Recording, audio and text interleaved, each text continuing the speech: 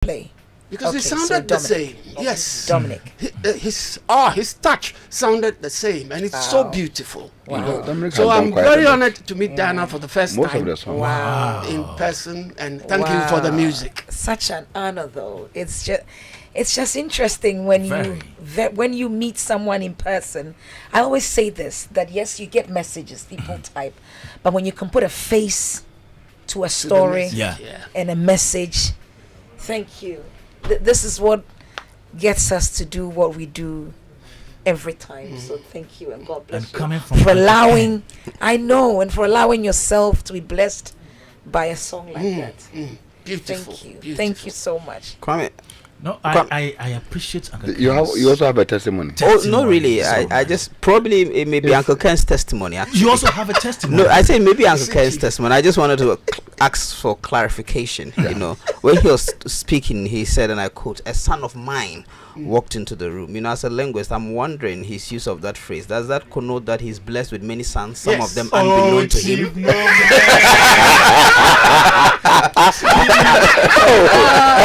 I didn't see that one coming. Immediately he started. I knew he was getting the Chief. typical chief. So maybe Uncle Ken is blessed with many sons, Yes, right? I am. Okay. God bless you. God bless you so much. Uncle Kwesi. Yes, boss. No, you're not uncle yet. Oh, I am uncle. You're 51 uncle years. yet, I'm eh? uncle. Okay, so today we're talking about the gospel music industry and how it fared so far. You have been in this industry for a long time. You used to be an artist yourself. Disappointed at it. At a point in time, you were the Greater Accra chairman for Musica. Yeah, for 8 years. Yes, the post that Rascaleb is occupying now. Yeah. You were there. I also became the acting general secretary national for musician of Ghana when Nana Pedi resigned. I was the acting general secretary. So you are in the industry. Now, how is the gospel music industry faring? Being somebody who has managed Joyce Blessing and Kofi Sapon and all those big names. Well, it's a privilege and a big honor today, Easter Saturday, sharing this big platform with honorable men and the lady of the house, of course, my sister. And it's a blessing. And today we're using this time to celebrate gospel music. Kudos to your team, your management, and everybody for giving us this platform. And I pray that if they could even extend the time, because we are doing an extended version today. We can close closing like at 7 p.m. right? Okay, that'll be fine. Now, Kwame, from where I have come from, one of the longest serving managers in the industry, and of course I have my senior ones also, the likes of Uncle David, King David, who is also managing Dinah, and quite a number of them. Uncle Charles in UK, number of them, Cbex Music, Uncle Big Ben, all these are giants. Anna Ephraim Prince, all these are giant. Pat Thomas in Kumasi, these are giant and classmates that I had the privilege of meeting them when I came into the industry. Now we've been through a number of transitions, and sometimes we cannot talk about gospel without looking at the history and where we've come from. Yeah, We've evolved in decades, and it's important for always to look at that and try to position the conversation very well. Now, if you look at when we ended, the journey of Yao Sapons, the Sechodumase, the Asmafo, and all those ones, when their season were evolving from them to another generation. And then we came to meet the Georgians, we came to meet the Tego sisters, we came to meet the daughters, Mary Gansers, Francis Jays. Yeah. This was between the 95, 6, 7, 8. And then within that space, and then we're moving to a new dispensation between the early 2000s. Now, between this period, something happened in gospel music. And it also happened in the market. And what happened was that Ghanaians, the taste of Ghanaians changed. The typical Ghanaians who were dancing to Metro Robotantim, those that were dancing to Georgia J, Ebenezer, and all those ones, had a change of mind. And within entering between 2005, 10, thereabout, we had our music industry being dominated heavily by Western cultural music. And our music was heavily dominated. The Western style of music changed. And typical Ghanaians who were dancing to great tunes within our systems, all of a sudden started moving to Ekueme, everywhere you pass. Ekueme, you pass here, people were doing this and all that. And so it's kind of put a lot of fear. It kind of put a lot of fear into our industry. And people were like, ordinarily, we needed people who can be able to meet up the expectation so that we can be able to stand the test of time and then move. Because there was a new dispensation, the youth. There was a new uprising. This younger generation who have also come out from the schools and everything, from the universities, and they have a different taste altogether. And they needed something different. At the same time, it was then also a conflict between traditional music and what the new uprising that was also evolving, also referred to as contemporary gospel music. There was a big conflict between, like the way we had the Kumawood and then also the Nollywood. Okay, Nollywood. Okay. You saw that transition, the Ejaku Dems versus the Nadia Buhari. They called it Gallywood. Exactly. It was a big conflict, and the acceptance was like, it was tough. The same thing we also had with gospel music. So we had the young ones, like the Joe Metals, the Akasi Brempong, and all these people coming up with a different speed with a different brand of gospel music. And we didn't, beginning, it was tough. They couldn't have it easy because the acceptance itself.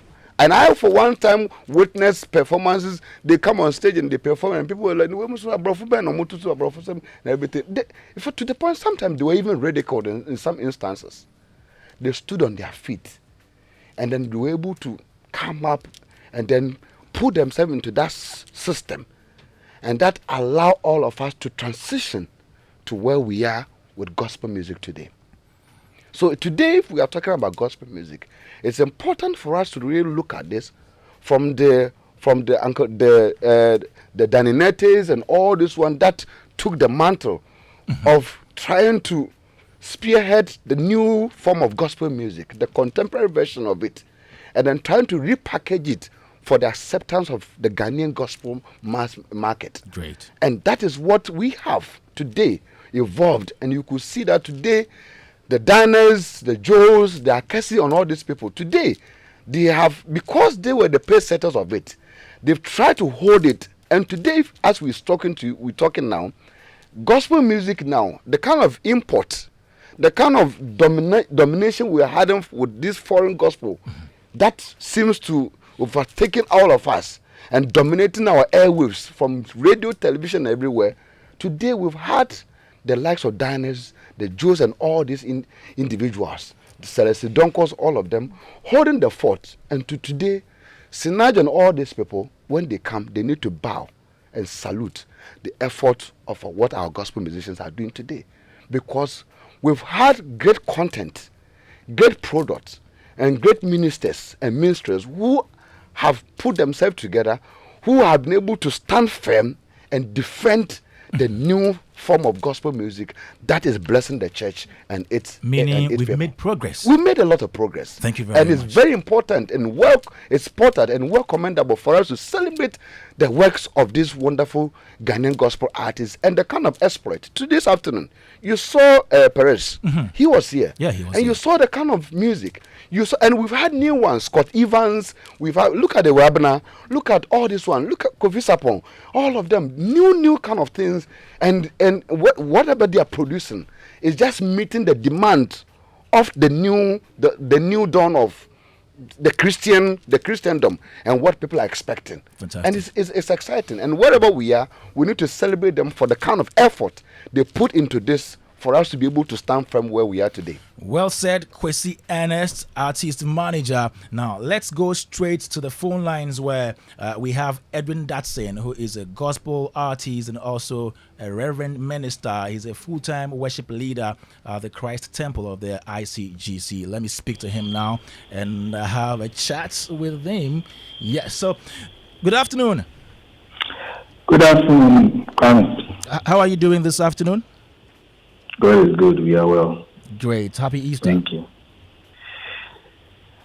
What do you say? Happy Easter to you. Oh, happy Easter. Fantastic. Okay, so my greetings to all the wonderful people in the studio. Great. So this afternoon we are looking at gospel music, the gospel music industry, and we're trying to understand gospel music, what it really is, and then know the challenges they're facing, their wins and all that. Now, let me first ask you, what is your definition of gospel music? Thank you, Kwame, and good afternoon to everyone. I think that it's a big subject. It's quite difficult to use one sentence to describe or define what gospel music is. You would have to, like Kwesi Ernest did, you would have to go into history, because that word gospel music, that term gospel music, started at a certain point in time in history. So what it originally was that it came from the backdrop of when, in the time when preachers were doing crusades and they wanted to sing other songs that were not necessarily hymns. And so they had people who would pick up choruses out of, or melodies and sing simple, words from scriptures about Jesus and carry the audience along. It didn't come set in verses like it was seen with the hymn. So it got into recording processes and it spread. That's the history of that term, gospel music. But then we also know that it's more than that. The word gospel there helps us to identify the source of the music. The source of the music is the gospel, where it's referring to the gospel of our Lord Jesus Christ, about his life, his death, his burial, and what faith in Christ means. So every gospel music, we call it, must first of all carry that content of bringing life, or speaking to the subject of Christ and his life and what he offers to mankind through salvation. So every gospel music should have that goal. For me, that's gospel. Gospel music is a music or an art form, whether it's in sound, melody, rhythm, with lyrics, that is inspired by the biblical scriptures, directly or indirectly, and the goal is to change lives, is to transform people, and to project Christ. Okay, so that's what I would say. Okay, so if the song doesn't mention Christ, does it still pass for gospel music? No, that's not what. There's implicit and explicit way of saying something. So there are songs that the goal of the writer, he means he's describing Christ, and he's not using the word Christ. So it can have its challenges and challenges like you are trying to avoid Christ, but the spirit, because Christianity is not just something we profess with the lips. It's the person of Christ. It's a relationship. So if you really say you are projecting Christ, it's not just what you say. It's more than that. It's a real relationship. It's the spirit that you carry. So whether a song would have the name of Jesus directly or not, you can draw the description that this is about Christ and this song is glorifying Christ.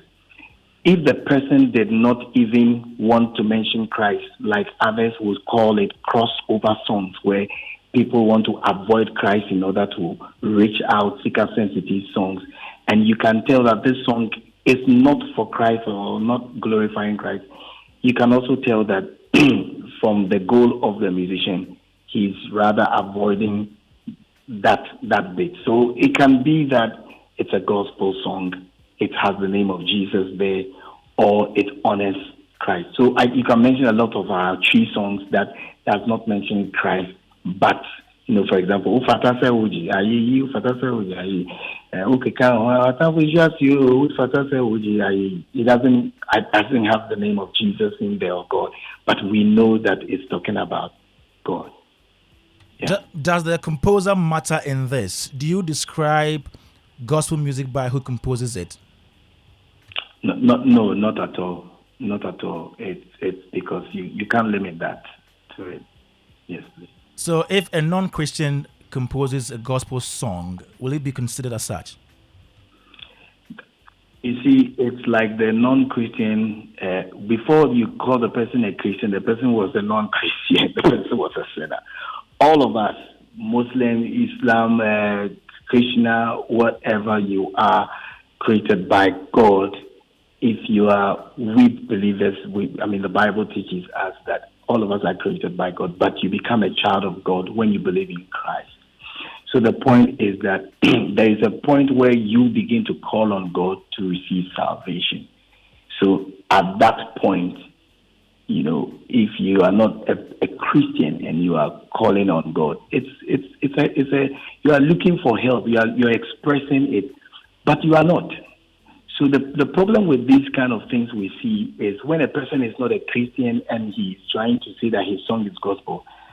Well, I'm not the one to go and judge the person, but by your fruit, we know that this is the stage you are. You actually need help, but because you want business or you want some other things out of the gospel industry, you call it. But a Christian, a person who is in church will know that there is more to being a Christian than just labeling a song Christian gospel song because you sang it when your life doesn't have Christ or you don't reflect it or you don't believe in Him.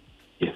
Okay, great. So I'm asking this question based on an observation I've made. So Minister OJ did a song, Obi Nyawaye, and listening to that song doesn't really mention Jesus Christ, so you can just infer from it that it's a gospel song. Then Kofi Kinata does Things Fall Apart, and it's difficult for that song to be accepted as a gospel song. So I'm just trying to draw a line between the two and see if the personality matters.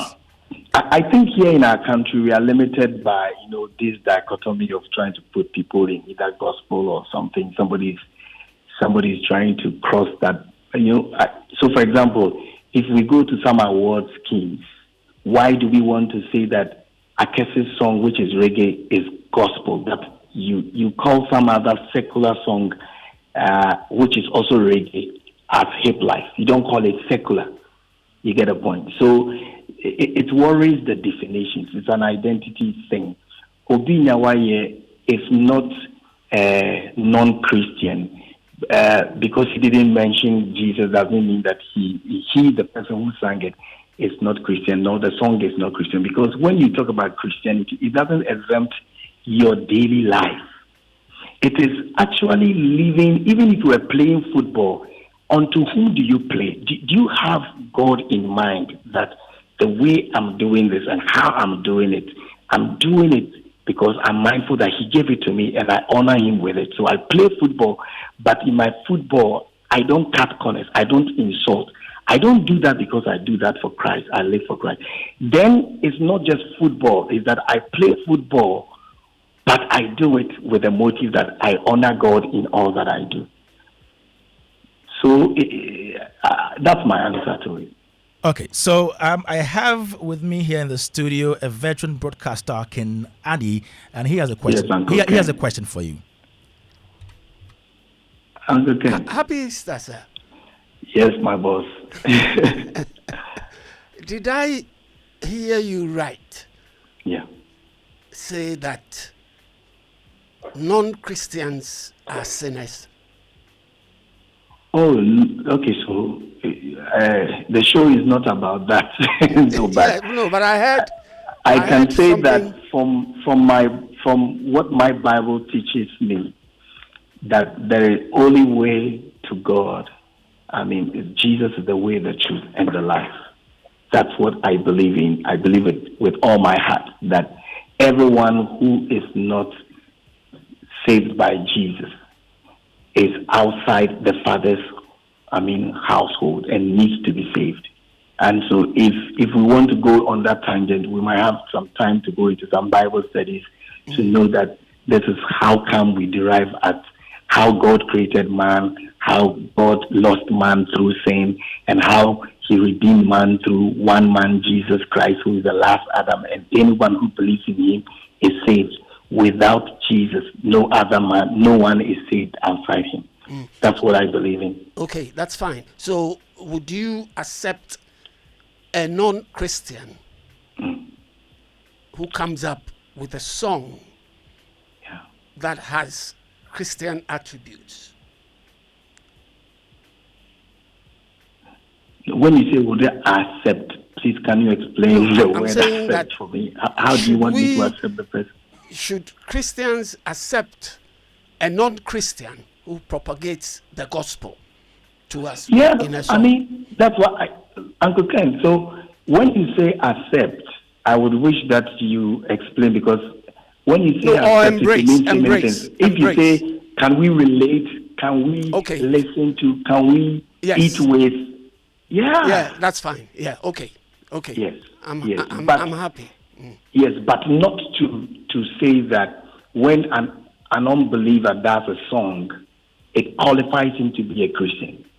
Doing a Christian song is not the process to salvation. The process to salvation is believing in the Lord Jesus Christ. Okay, accepted. Yeah. Yes, sir. Thank you.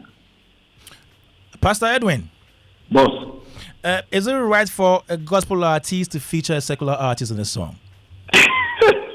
Auntie Dana will answer that. It is your question, please.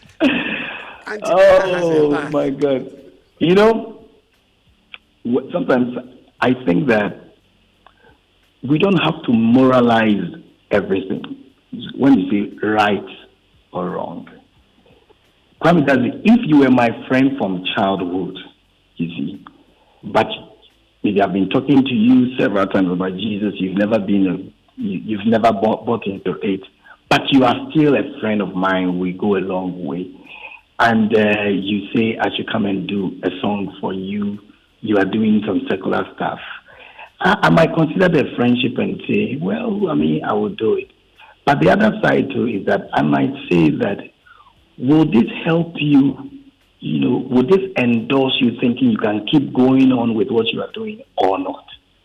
And two, are we preaching the same thing? You see, there is more to gospel. The reason why it's so easy to do secular song is that there is no rule. But you can't do gospel song and go scot-free, because somebody is going to bring you to the Bible and say, this is not standard. We go by a standard. So when somebody says collaborate with a secular guy, there is more to the message. The more to the message is that in the Christendom, we believe you are the message, you the vessel. It's not just what you are saying. So if what you say is not what you preach, we have a problem. You need to fix that. You need to make your message strong, your brand strong. But the secular bit also might carry that. But if you compare it to Christians or other religions, even Islam or Buddhist or some other things, you might find out that there are some things they don't allow you to do. So if your message doesn't go that way, you might not want to partner on you on the same reasons or for the same project. So it's quite difficult to just wake up and do a song with a secular artist. Recently, I watched a video where Sister Wana was saying her good friend Whitney Houston wanted to do a song with her, and she realized that, no, this song, I'm not going to be part of it. But they were friends, all right. It's not morality. It's just the fact that we are not preaching the same message.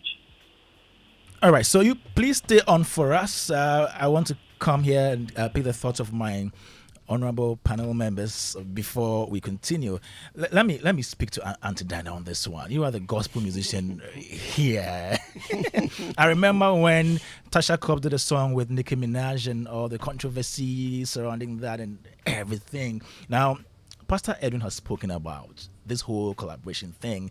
It's been topical, it's been controversial. Do you think it is right for a gospel artist to do a song with a secular artist, Auntie Diana?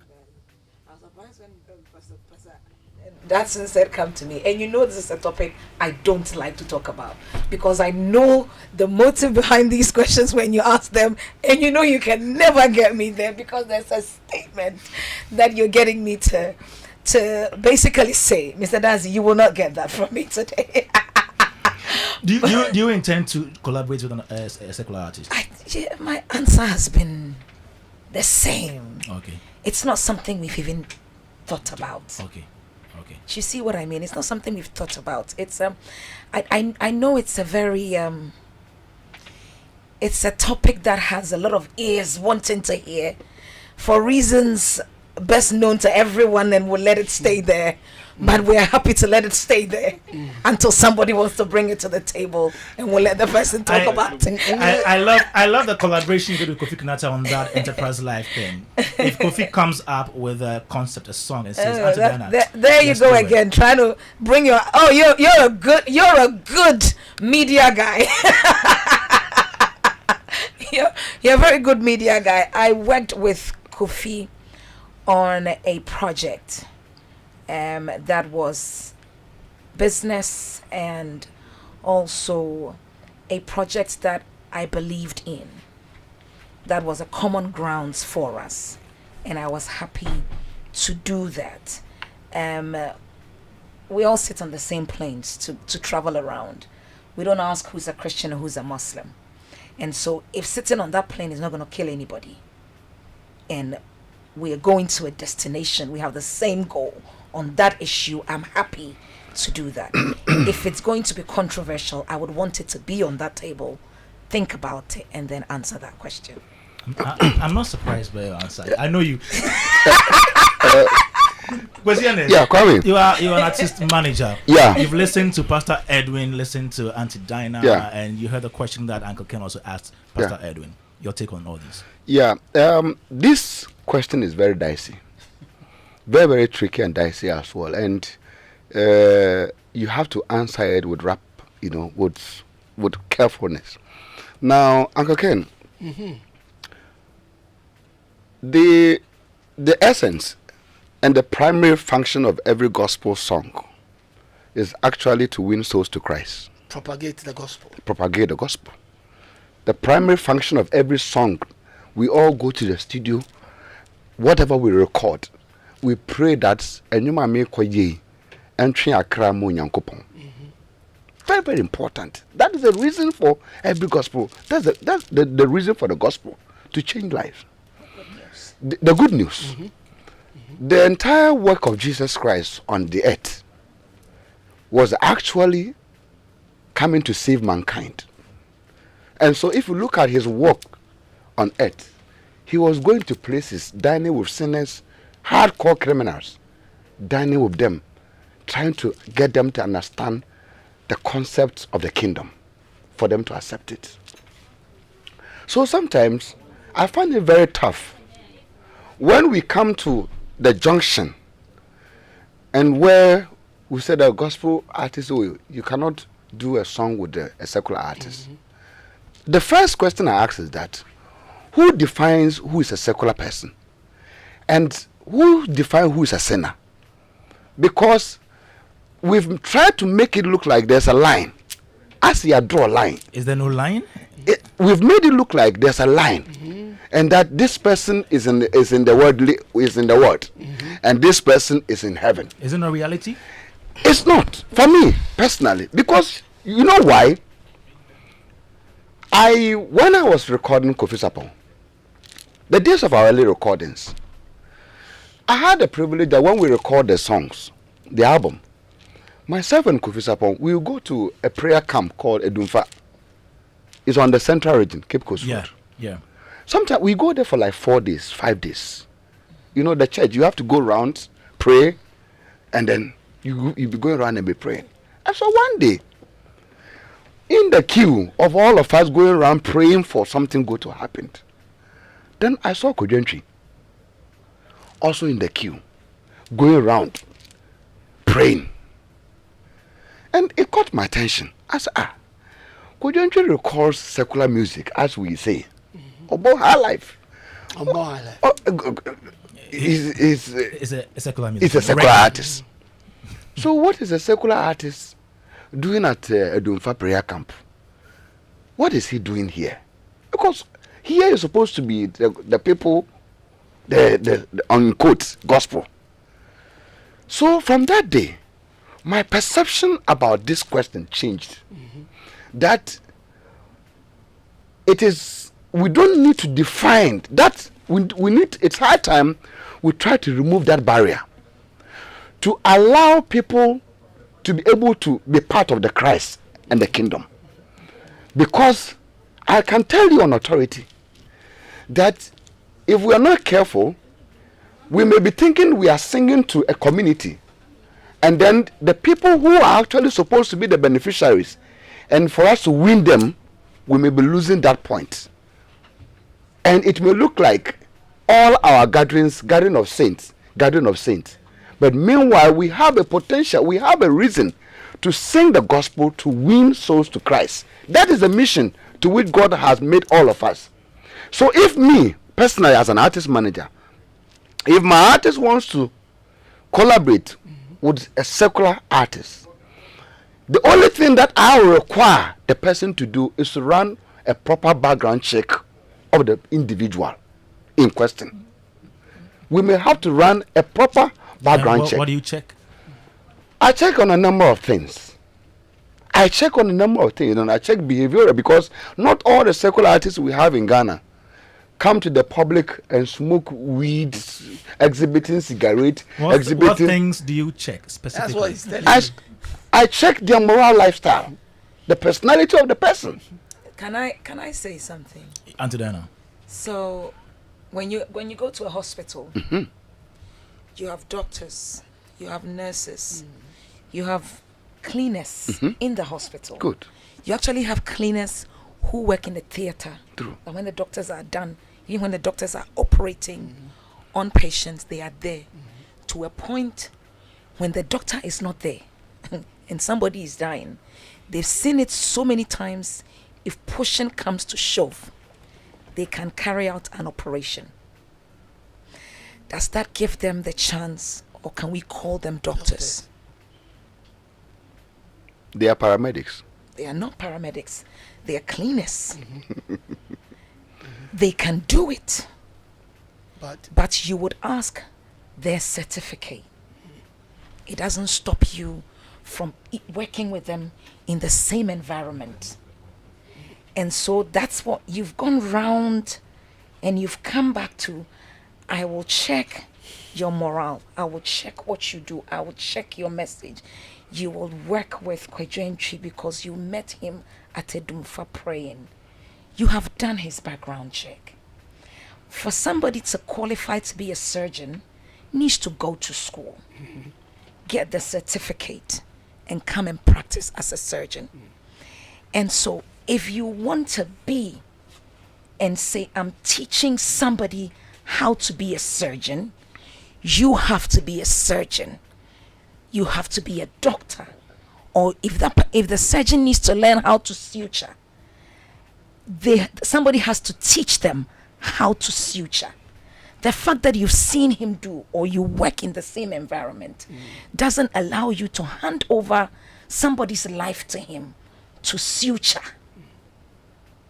You need to train that person. You need to bring them to a point. Music is a spirit. Christianity is a lifestyle. And so if you are professing Christ, you can't teach what you don't know. You are talking fiction. And in this day and age, we are living a fictional life. We are seeing things on social media. We are trying to live that life. And people are professing a lifestyle that is not reality because they haven't been through the mill. And so, Brakwesi, you've gone round.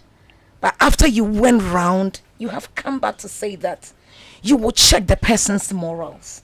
You can't produce what you don't have. True. So whatever you are producing is what is inside. I'll tell you, whatever is coming out, there's more in. than what you're putting out. And so, like I always say, this is I only used an analogy to let you know, and to also tell you that you've gone round in circles and you've come back to the same thing, that we both have to have the right spirit to be able to produce the right thing from the right place to get the response that we need. And so let's take a chill pill. Let's not try to fill or answer a question that we can't fully defend. And that is why I will always say, let it come to the table. Let's talk about it well. Don't let us use things that will jump up and pull people into a discussion. And Mr. Dadzie, now you've pulled us away from what we're here for. Thank you very much. We are coming back on the road. We are coming back on the road. We have the power to bring him back. But thank you, Auntie. But Kwame, is what Diana just said the correct thing? Have you pulled us away from the road? Because I think this issue is also part. We are on course. We just stopped by the roadside to buy. They stopped by the roadside. We are continuing. Yes. He went into 2 miles away from what we came here to. Joy 99.7 FM Showbiz A to Z, and today gospel music is on the radar, and we're talking about how to make them better, their wins, their challenges, and everything. Let me come to Chief for a moment. You've listened to everybody. Now, your take. I mean, there's a simple part of the conversation, but there's also a deeper part of the conversation, you know. I always think that gospel is categorized by content, you know. So, for example, you can use different genres to play gospel music. You can use reggae to play gospel music. You can use hip life, high life to play gospel music, because at the end of the day, it's about the message. There isn't a particular sound or cadence or texture that you can categorize as gospel music, right? Sure. Let's throw our minds back maybe to the early 19s, around 1931, when Africans were beginning to exercise more agency in Christianity. I mean, we're talking about Christianity now, right? There was a time that Ephraim preached in local cloth. And the white, reverend called him and said, "Why did you preach in your local cloth? You know, it's not right, right?" Around that time, it was seen as unchristian to even use African traditional instruments in worship. You know, they were, because those instruments were being used in a traditional setting. So to use an instrument in a traditional setting that is used to glorify your ancestors and your gods in a Christian session was almost seen as, sacrilegious. You know, the Africans had to fight to wear their cloth, to use their instrument, to use the things that were native to their customs to glorify the Christian God, in quote, right? I mean, if we transpose that even into our 21st century, when people even started singing gospel songs in hip life, in rap, there were from some Puritans concerns that, why are you singing gospel song in hip hop? Because hip hop had a particular image and a particular characteristic that was seen as unchristian and unwholesome. So a lot of these young guys had to really fight and push, to be able to use the medium, of hip hop or hip life or rap music, to glorify God, right? In quote. So when you bring it down to the conversation, for me, the way I see it, it has to be on a case-by-case basis. The primary preachers of the Christian faith, let's say the pastors, pastors preach Christian faith, in churches and communities, right? But they are not the only vessels through which that faith is preached. Ordinary people on a daily basis are spreading the word of Christ. Okay. So in that sense, it is not only gospel musicians strictly as we know who will be the vessels for the propagation of the gospel through music. Thank you. I believe that other secular artists who do not categorize themselves as gospel musicians in and of themselves can popularize the gospel through their music sometimes, right? If we agree that what defines, at least from a very simplistic point of view, what defines gospel music is the content. Of course, there's the point about the spirituality and the person as the vessel, and not just what you say, but also what you do, which I agree is important. Another level is when, for example, it's said in the Bible, when Jesus says, Christ says, "I'm the way, the truth, and the light, and no one goes to the Father except through me," right? Two forms of interpretations. One, from the Christian perspective would be, accepting Jesus Christ as your Lord and personal Savior, right? But another is to do what is said, by him, so practice what is enshrined, in the scriptures as what it means to be Christian. Because what it means to be Christian is not wearing a badge on your chest to say, yes, I'm Christian, or professing it loudly, I'm Christian. It's the way you relate to people. It's how you act, That's why the pastor was saying that even when you are playing football, how do you play football in such a way that it glorifies God? Do you engage in corrupt activities on a daily basis? Those are moral principles that really cut across, society. So a person may not necessarily profess to be a Christian, to be a gospel musician, but in their daily lives they profess to be Christians, right? Sarkodie professes to be Christian. A lot of the secular musicians that we know professes their Christian faith, even though in their profession as musicians they may not sing, Christian songs, and even though in their daily profession there are songs that they may sing that will go against, Christian teachings. For all have sinned and fallen short of the glory of God, right? So just like how ordinary people will profess their Christian faith, will preach the Christian gospel, but sometimes even in their personal lives they may not necessarily adhere to all the tenets of Christianity. That does not invalidate the word that they may preach. Like when I'm having conversation with my Christian friends and they are trying to show me the Christian perspective, I know some of them, I know some things that they do are not Christian. Even me as a Muslim, I know things I do that may not necessarily be Islamic, but that does not invalidate my belief in the tenet and my attempt to preach it. Okay. So for me, I would say that at the end of the day it will depend on the musician. Obviously there is what we call optics. If there's a particular musician whose particular brand is so, is sexualizing things all the time, for the optics it may not look good for the Christian gospel artist to collaborate with such a person. But there are a few others that may not be as controversial. For those places, I think that it's possible that, can you come and do a feature for my song?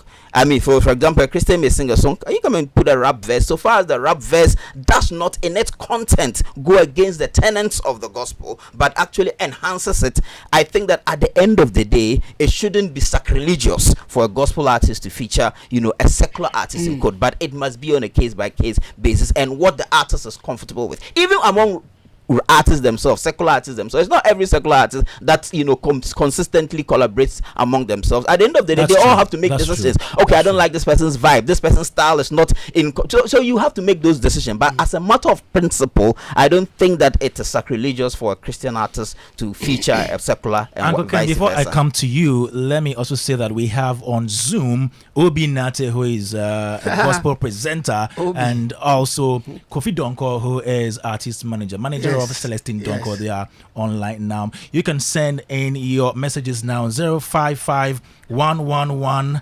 1997 055 111 997. Uncle Ken. Yes, Chief. Yes, Uncle thank Ken. you very much for what you just said, because that's as much as what I think about the whole matter. I look at a musician like who was the musician that I did a collab with Sarkodie, the gospel musician Yao Sapong and Sarkodie, and the song they came up with. Opinion, wasn't it beautiful? It was beautiful. It was a beautiful piece. Do you have any problem with that collab? I don't have any problem with that collaboration, because before the song was recorded, Sarkodie himself reiterated the process and the reason for that. He even enumerated that growing up, he saw Yao Sapong as, because his father were playing the song from his childhood, and so he developed a special love for Yao Sapong. Okay. And he's been looking forward for it, so he paved the way for that recording to be done as a person. Nice one. But some would also say it was done purposely for commercial reasons. Would you also agree? Yeah, there's a school of thought for that. Exactly. Yeah. So there's business, like Dinah said, somewhere along the line, there's business when you have to do something maybe with a non-believer. Hello, Dinah Mebwa. The business aspect is there. But I think they are believers, it's just that they don't profess it in their songs necessarily. Okay. Right? Because I don't think it would be fair to categorize someone who doesn't sing gospel music as a non-believer, even though the person says that is my point. But I wanted to understand with Uncle to underline the business. By business, what are you saying? Commercial gain. from the collab. That's what I mean. To sell the record. Okay. Okay. Christians might buy and non-Christians will also buy because Sarkodie was on it. Okay? Sarkodie's followers might all jump in on the song. Not entirely the case. Well, I don't know. I'm just saying.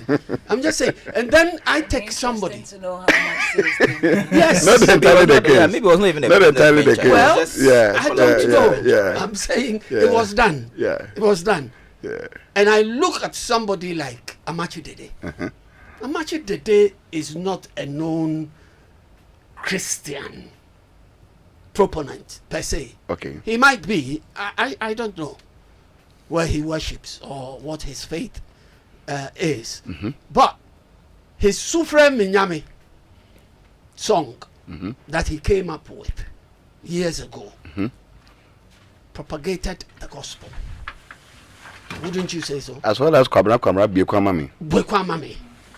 You see, so me, my issue is if the person is propagating the gospel, who are we to judge? The one thing that God came up with, or maybe it wasn't God, it was the initiators of the Bible and what it contains, came up with, was that issue of nobody judging the other. It makes it very difficult for some of us to say certain things that we think. Okay. Because we are not But supposed Uncle to. Ken, you would agree definitely that Kwabena or Amachi Dede, they are not gospel artists, right? Yes. Yes, but it doesn't prevent them from singing godly songs Sure. once a while in their repertoire. So long as we accept that, Yeah. then what is the problem? There is no problem. There's no actually. problem. There's Yes. no problem. Thank you. Thank you very much, Uncle Ken. Joy 99.7 FM Showbiz A to Z. My name is Kwame Dadzie, and I'm here with Uncle Ken, Dana Hamilton, Kwesi Ernest, and Chief Moment. But we have on Zoom Obi Nate, who is a radio presenter. He's also a church boy, sort of. He's managed some artists in the past. He sings as well. So let's get to him and speak to him now. Yeah, He's an aspiring MP for Adenta constituency. that's for another day. Yes, yes. Yeah, he is it. Yeah, I don't know about that. yeah, he is. Obi, Yes, Obi. I don't trust you. He wants to be the MP. on the ticket off. Yes, on the for MPP. I see. Yeah, for Adenta constituency. Okay, thank you. we have heard. So Obi Nate is on the line now. We can speak to him. Yeah, hello, No, Obi. I can hear you. You can hear me. I can hear you. How are Loud you? and clear. You're good. I'm doing well, my brother. How are you doing too? I'm also doing well here, and we miss you, Charlie.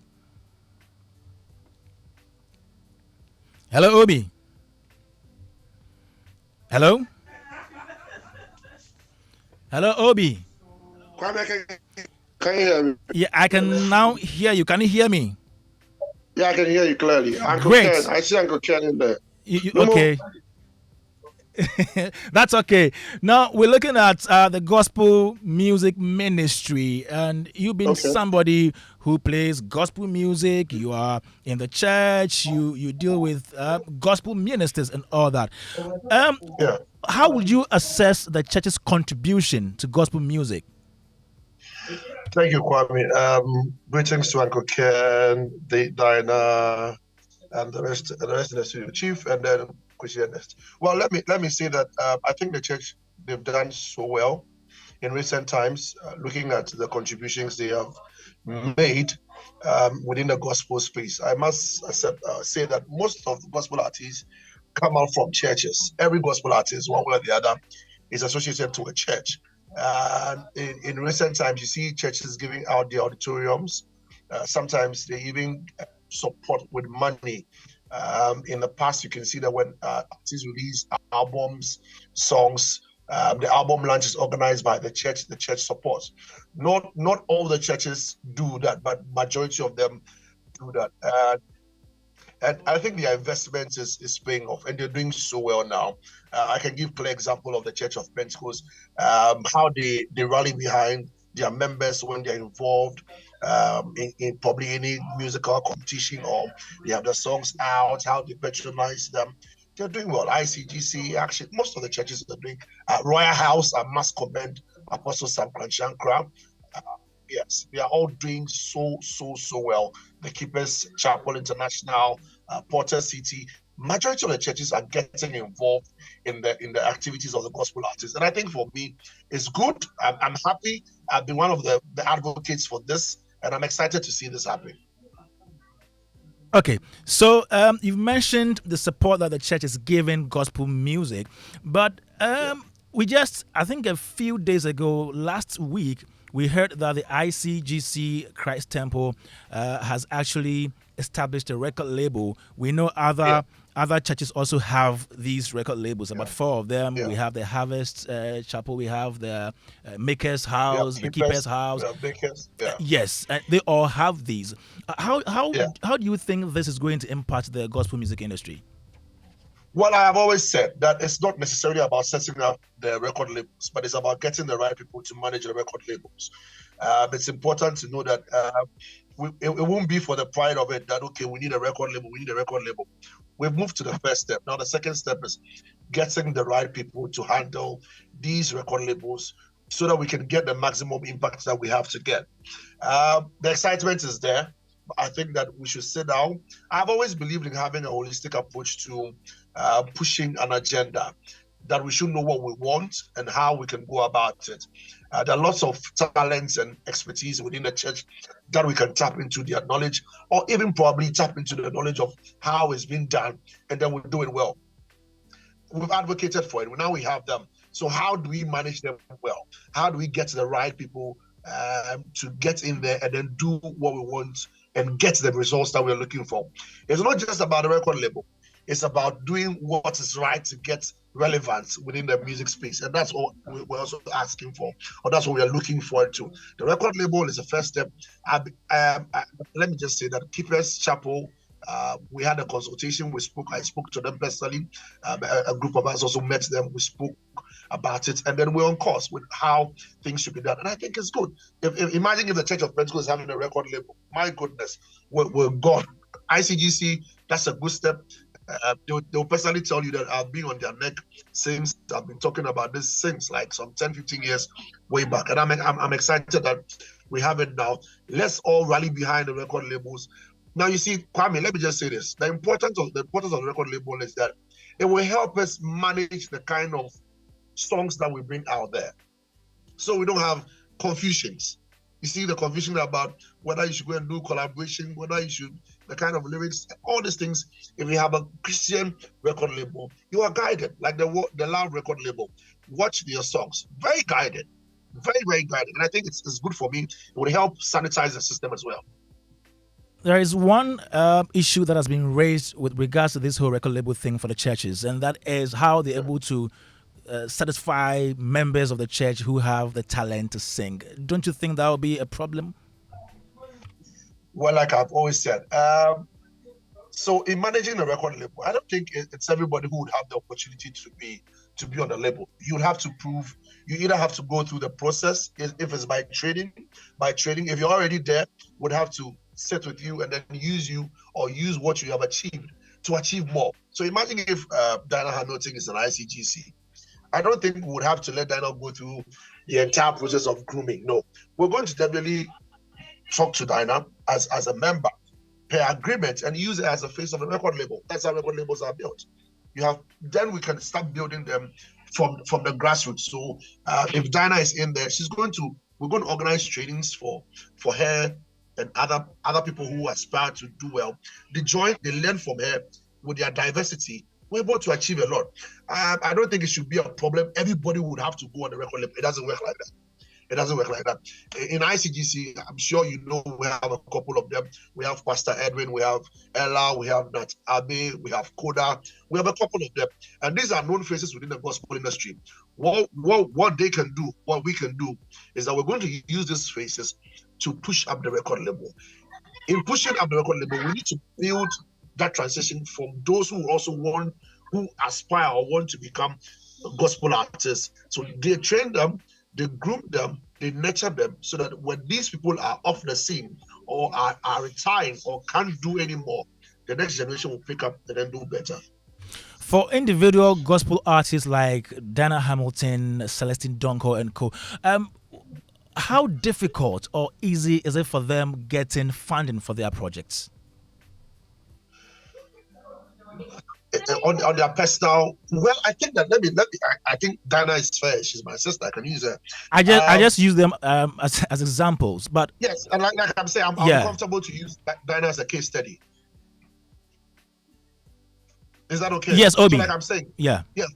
For Dina, I think that it's about the teamwork or the management that are handling you as an artist. Now, I've always said that management is very important. For every artist, your management should comprise of your marketer, your publicist, your event organizer, what have you. All these things should be within the space.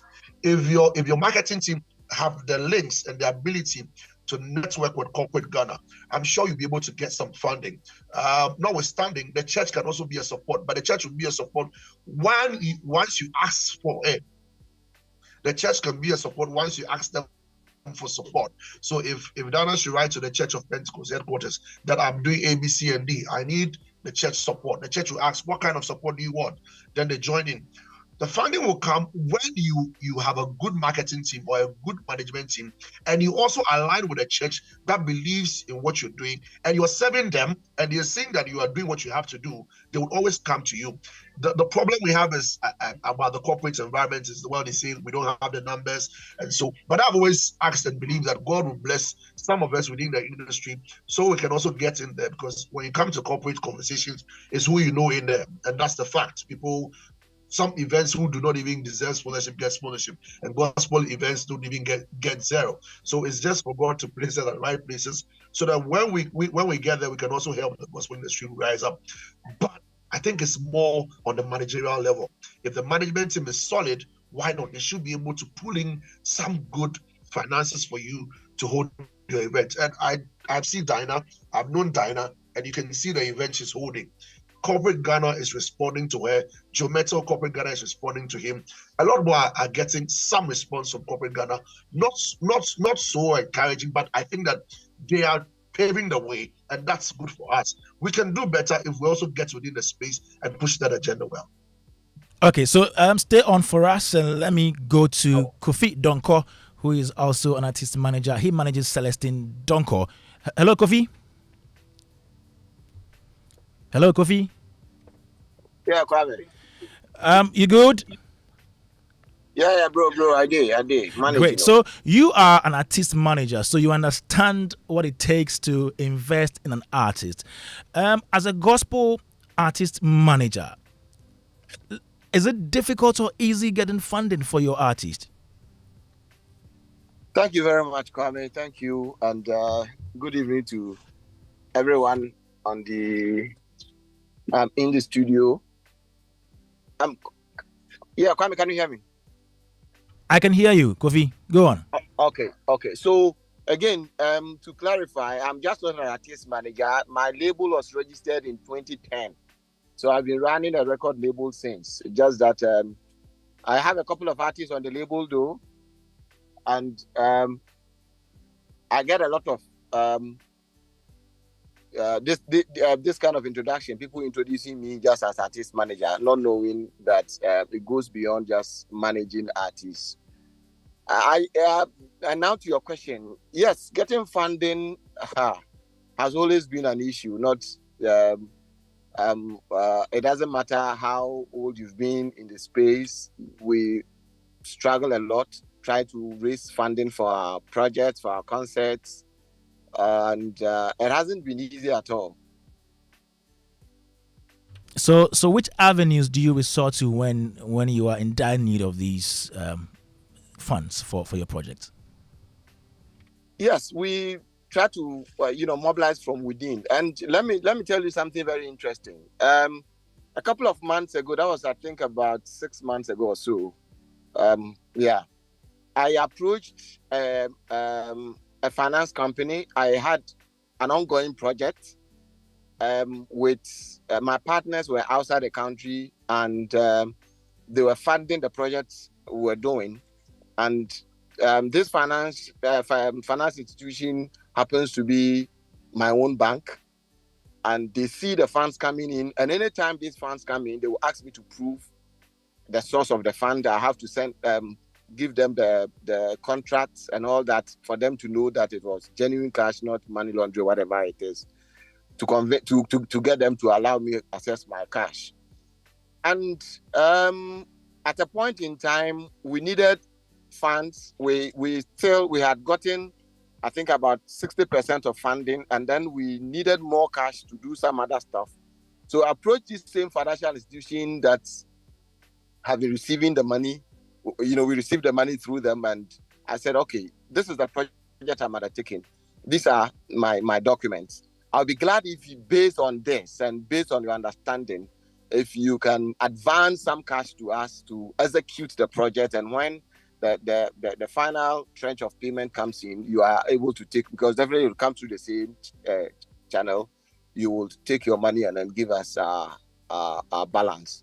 And they decline. And the reason is that they don't understand our business.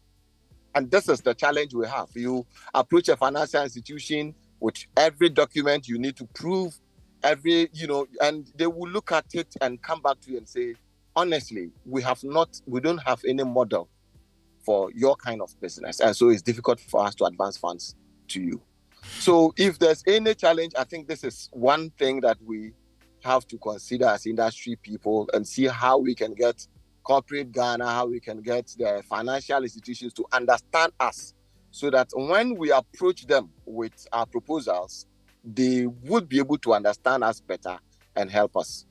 Kofi, the how is the problem now. How do we solve this? Because we've spoken about we're not getting sponsorship and all that. How do we solve this?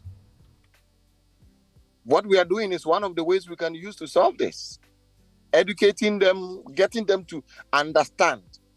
I don't know if we have to start creating forums and having conversations around this to drum home the message, because the truth is that I think corporate Ghana really does not understand showbiz.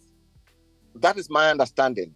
They don't understand. So sometimes when you make a proposal to them, you can only make a proposal based on the language you have or the understanding you have, the space you are coming from. That is your language. So I would want to come to you explaining with the numbers, with the footages and all, but it just doesn't make sense to them because they don't understand. And how, I think we just have to, make a deliberate effort. Maybe the ministry must lead the how in creating forums where we will get to have dialogue with them to get them to understand where we are coming from. Kofi, let me talk about ambassadorial deals. So we have just a few of the gospel artists getting some of these deals as compared to the other people from the other side of the industry. Now, what do you think is a problem? Because you have the numbers. Gospel artists have the numbers as well. But why don't they get some of these deals when I don't get it. What's the problem? Well, I think ambassadorial deal the Queen now the studio on. Gospel Queen. No, she has the deal. No, she has a deal. So we're talking about in general terms. In general terms. Girls perfect. Thank you. Girls perfect. Sister Kofi and Obinati. So most times, don't you also think that most of the products that really pick these celebrities or artists as ambassadors, the products they sell or market don't really fit the gospel agenda? Is that not one of the limitations of your people not getting these ambassadorial deals? Yes, Kwame, exactly. I think that is where it starts from. They most of them will say that we are religious people, and so it's difficult to get them to reason along our lines. No matter the numbers you have, they see you as coming from that side. This is a religion, and we don't want to be. I've worked with one insurance company on Celestial Praise from I think 20. They were from Celestial Praise 4, but for the past 3 editions, they've not been able to join. Why? Because the new management see it as a religious activity. They don't want to be identified with it because the owners also belong to a different religion. And so this is a typical example. So you get instances where, you have the numbers, you can make the case, you can really help their brand and your brand as well. But the underlying and the bottom line is that you appeal to a religious group or sect, and so we don't want to be aligned, And of course, again, we also have our people really not understanding how to position ourselves well in order to attract some of these brands that will not come with a religious understanding. If you are lucky to get any company who want to do business with you, it's likely to be headed by people coming from the Christian angle who have very good understanding, like our sister Diana has with Enterprise and with Awake. And it's exciting to know that since Diana became the brand ambassador for Awake mineral water, for instance, that's the water my family drinks. My wife will tell you that men told you be Awake because Diana and tea. We want to make a case so Awake knows that, since they are using one of our own, we are patronizing their product. And I think this is a message that if we should really drum home, it will also get our people, as in the chief executives and the decision makers in corporate space get to know that the gospel people have the numbers. Let's start using them and we'll get gospel people using our products. Kwame, let me just add up to what Kofi just said. Yeah, quickly, please. I would also look at positioning. I've always said that if the church, let me just base my conversation on the church, that it should be based on an agenda. I've always said this. If we're able to raise good corporate personalities or people, if we're able to train them or sponsor people to get into this position, Master, you can do all. If there's somebody in there who says he will not do it, he will not do it. I don't want to probably speak about things, but I'm sure there is somebody who saw Dinah, was interested in what Dinah was doing, and will probably be part of the recommendation. Aside, and Awake is not only the mineral water we have. We have dozens of them in the country. So it cannot just be just Awake. There are many of them. But the question is, how many people are in there who have our interest? And that's what we should be looking at. And I think that for us, the church should to really sit down and think again. Let's raise people. Let's sponsor people. Let's make sure we position people at powers, at places of authority. If we really want to make the difference, we should put people in there. We can't always be sitting back and expecting people to make. No, there are people in there who would never and ever agree with you once they know it's Christian. There are people who will turn it down once they know it's gospel. I've witnessed a couple of them. But I'm telling you, if we have our own in there, if we're able to raise people and position them in there, this shouldn't be a problem. We'll get Vortic, we'll get Belakwa, we'll get the biscuits, we'll get the toffees, we'll get a lot of them. They're in there, but we need to put people in there. All right. Thank you very much, Obi Nate and Kofi Donko. Showbiz A to Z on Joy 99.7 FM. And this afternoon, in the Easter edition, talking about gospel music, we're now making headway, trying to find some solutions to their challenges.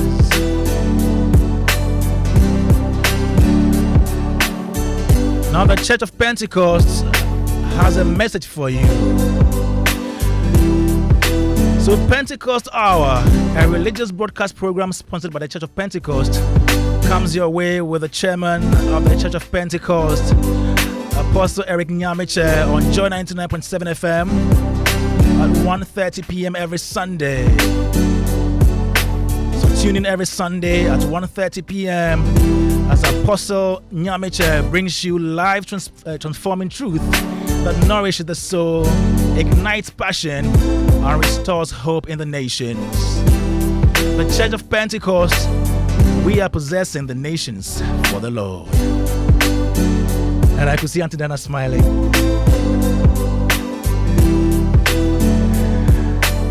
Showbiz A to Z on Joy 99.7 FM, sponsored by MTN. Everywhere you go, Superstar multi-food drink from Casa Preco Company Limited. Now it's a day of fun, excitement, and food at the Trust Sports Emporium, Bukom Boxing Arena, that is. So join us on Easter Monday for a family day out. There will be music and a variety of activities throughout the day.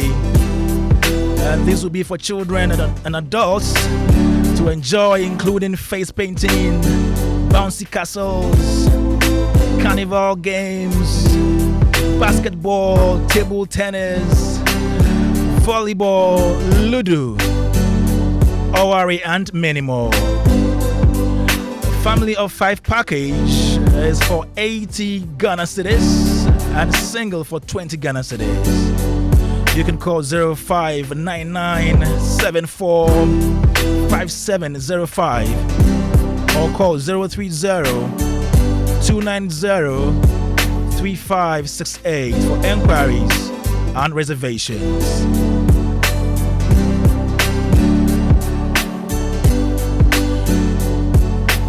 Showbiz A to Z, still talking about the church's challenges, their wins. Question honest. Are you here? I'm here. Great. So you've heard Kofi Donko, you've heard Obi Nate. Now we're talking about how the church gets funding, investment, and all of that. And they've mentioned a couple of things. Do you think there is a big problem when it comes to getting funding for gospel musicians? Of course, that has been the generational problem for every gospel musician in this country. And I'm sure that it's not only in Ghana, it's a global problem, that anything that is gospel has a different outlook, the way people see it and all that. There are beverage companies in Ghana here who have pasted at their notice board, we don't sponsor gospel activities. You know, and yet most of their products. Have stated. Yes, it's there. You go to their, it's there at their notice board. But would you have allowed your gospel musician to advertise for an alcoholic beverage? and would you do that?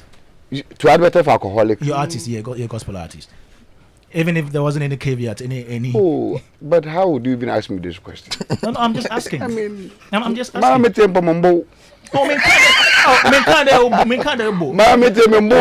Martins will promote alcoholic, you know, that kind of thing. Of course, it's not possible. Okay. They permit me to say it's not possible, and underline not possible. Yeah, and so, and yet we have some of the products even being consumed largely by Christian community, including the alcoholic beverages. Yeah, of course. Yes, you may have a point there. When it's your turn, then. At least all of us, I'm sure that you are the one person who are very, you have a universal approach.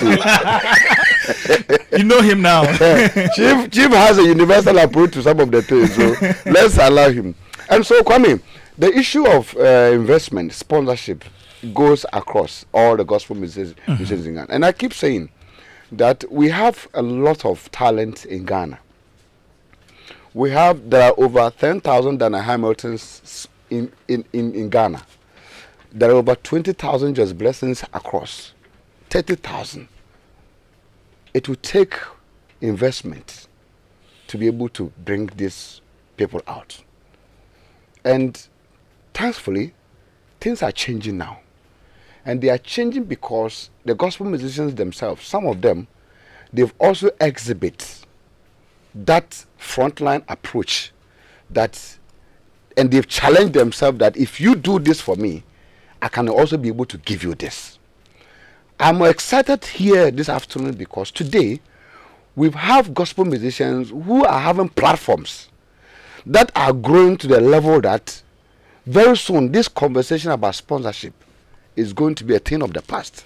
Because today, if you look at the numbers Dana is pulling between Accra, Kumasi, and upcoming America, if you look at what Celestine Donko is doing with Celestial Praise, if you look at what Ohima Mercy is doing with Tahila, if you look at what PSS Star is doing with her concert, if you look at what Akasi Brimpo is doing, if you look at what Kofi Sapo is doing, it's like these artists, and even our MOG, look at the platform. He can pull 12,000 people in one room.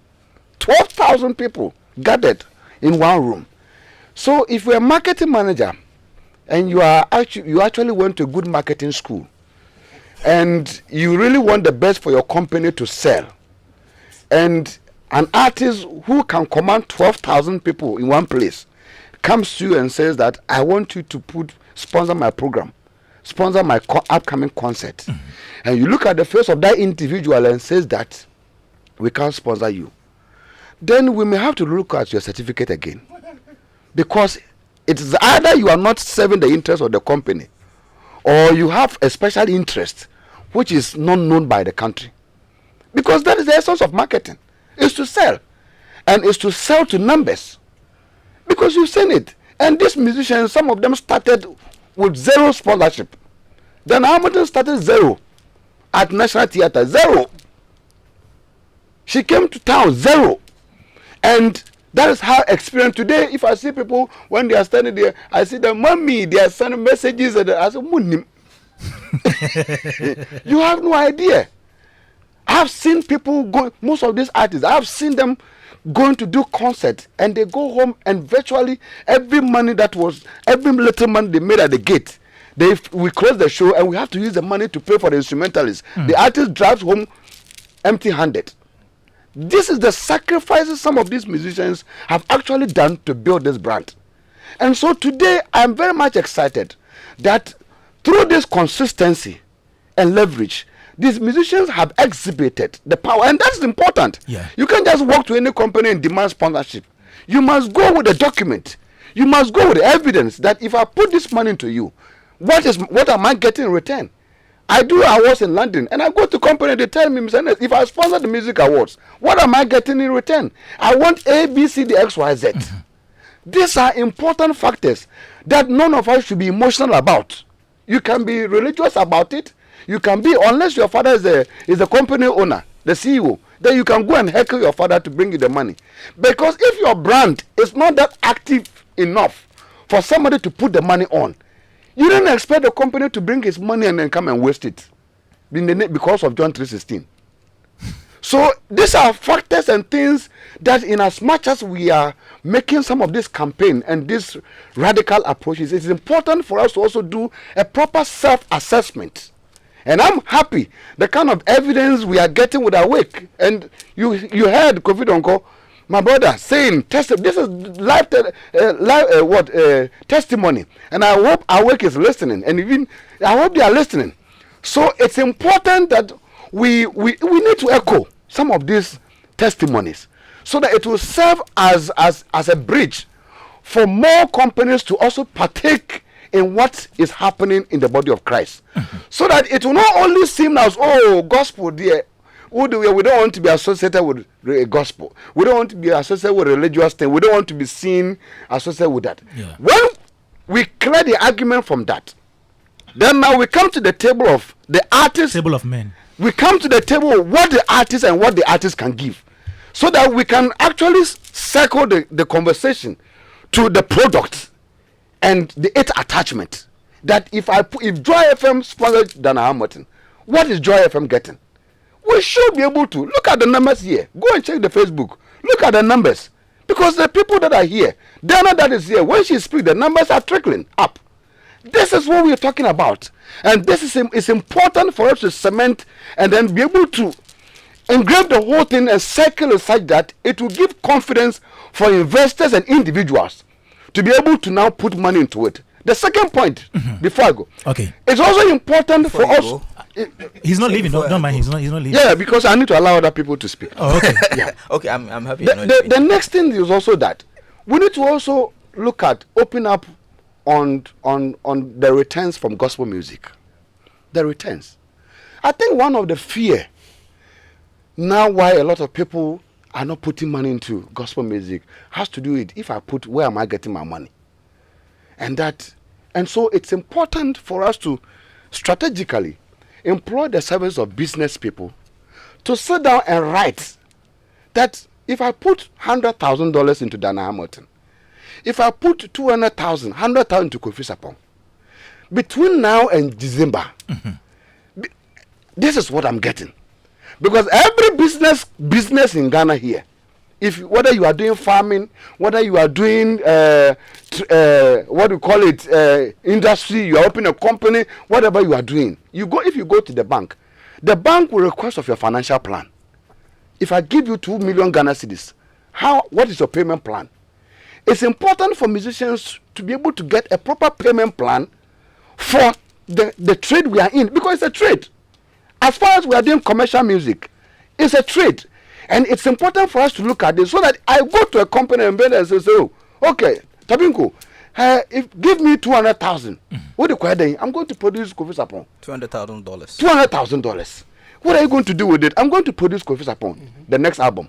Okay, I'll give the 200,000 to you. But can you tell me how you are paying the money? How am I getting my money? And what profit am I entitled? Once there's an evidence that this is what I can get, and I asked Kwabra last week on Peace FM this question. Once the artist can prove that this is my boom play, this is my returns on boom play for the last 3 years, this is my returns on iTunes, this is my shows that I have done from January to December, I have performed in London, I'm here, this is the amount that I charged. So even the 200,000 that you are giving to me is just a chicken change. It's a money we can get within 3 months or 6 months of production. Then you are giving a confidence for the person to put the money into there. When we started music production, myself and Uncle David, you can ask him, that was the strength that we were having. Because if you go to the bank and there was some Barclays, I think you go there and take 60,000 cedis, Ghana, 100,000.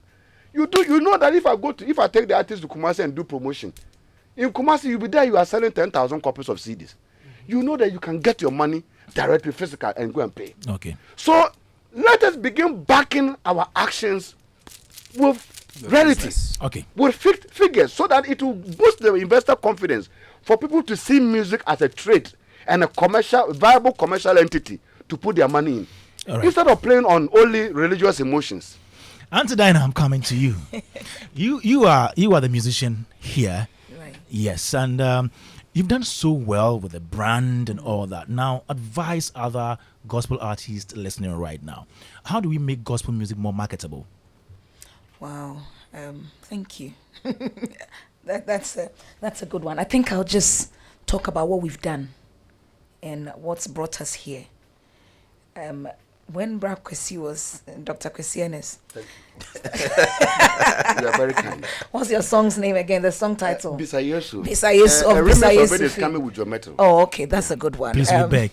But when he started talking and giving the journey of gospel music, I sat back and I grinned, and I thought, wow, because I've walked that journey. Mm-hmm. When I say I've walked that journey, the Asmafos, I wasn't there. The Yausapons and the Asmafos, I would say I only met Yausapons to the tail end. But from Francis J and Daughters, I've walked the Tagos, the Auntie Cynthia's, everyone. I was there. Then it got to the 2000s when we came in, and you start promotion from Bruno Hafu, and you do the journeys and you drive the Techiman. You start from Bruno and you do your promotion through Bruno. Well, we start from Accra, we stop Akufo-Addo, we go to Nkoko, we stop, we get to Kumasi, we stop for a week, we finish Kumasi, we go to Bruno. We do Domahinkro, we do Brekum, we do Drobo. We went in, did every radio station interview, drove back, came to Kumasi, did interviews, every radio station, and now I meet presenters and I know him, but I can't tell where, I can't place him. Yeah. Because the person has interviewed me before, but I don't know whether it was Brekum, because now the person is in Joy FM. Yes. And I can't tell. And so if I meet you... If I meet you and you think I am I'm holding back a bit, but I'm trying to place you. So then we moved through that journey where we sold cassettes. That was Ostrobe cassettes, the NCW years. Then we got to Eyewa. At that time, CDs were coming in. By NCW, we did a marriage between CDs and cassettes. By Eyewa, purely CDs. Then we did Yehowa, purely CDs and online. By 2007, we had opened our first YouTube channel. I'm only trying to let you know maybe how long we've been here. Yeah. By 2007, I had my YouTube channel. And so if now somebody sees that you've organically grown your YouTube followers to 305,000, it didn't come off a controversy or anything. It's just been long years, consistency, staying true to who you are. I don't have the maths. And uncle, when somebody would think there's a secret you're hiding, that I am not hiding. This is what we did. God just blessed us with the right people that we listened to, who always stayed abreast with time, who always tried to go to the creme de la creme. And so we would work with Dan Bassi, we worked with George Forrest, we worked with Osei, we worked with Koda, we're working with Shah, we've gone to Kewa, we're working with Nigerian acts. And so this has been my journey. We did that, came to Work in Progress. That album, the Yehovah album, had Yehovah Beshe Work in Progress on its songs. We came to work Muniyo had in Century Nyankopon. Bear in mind, a song like When You Come Home, which is now huge, was actually the first song I ever wrote.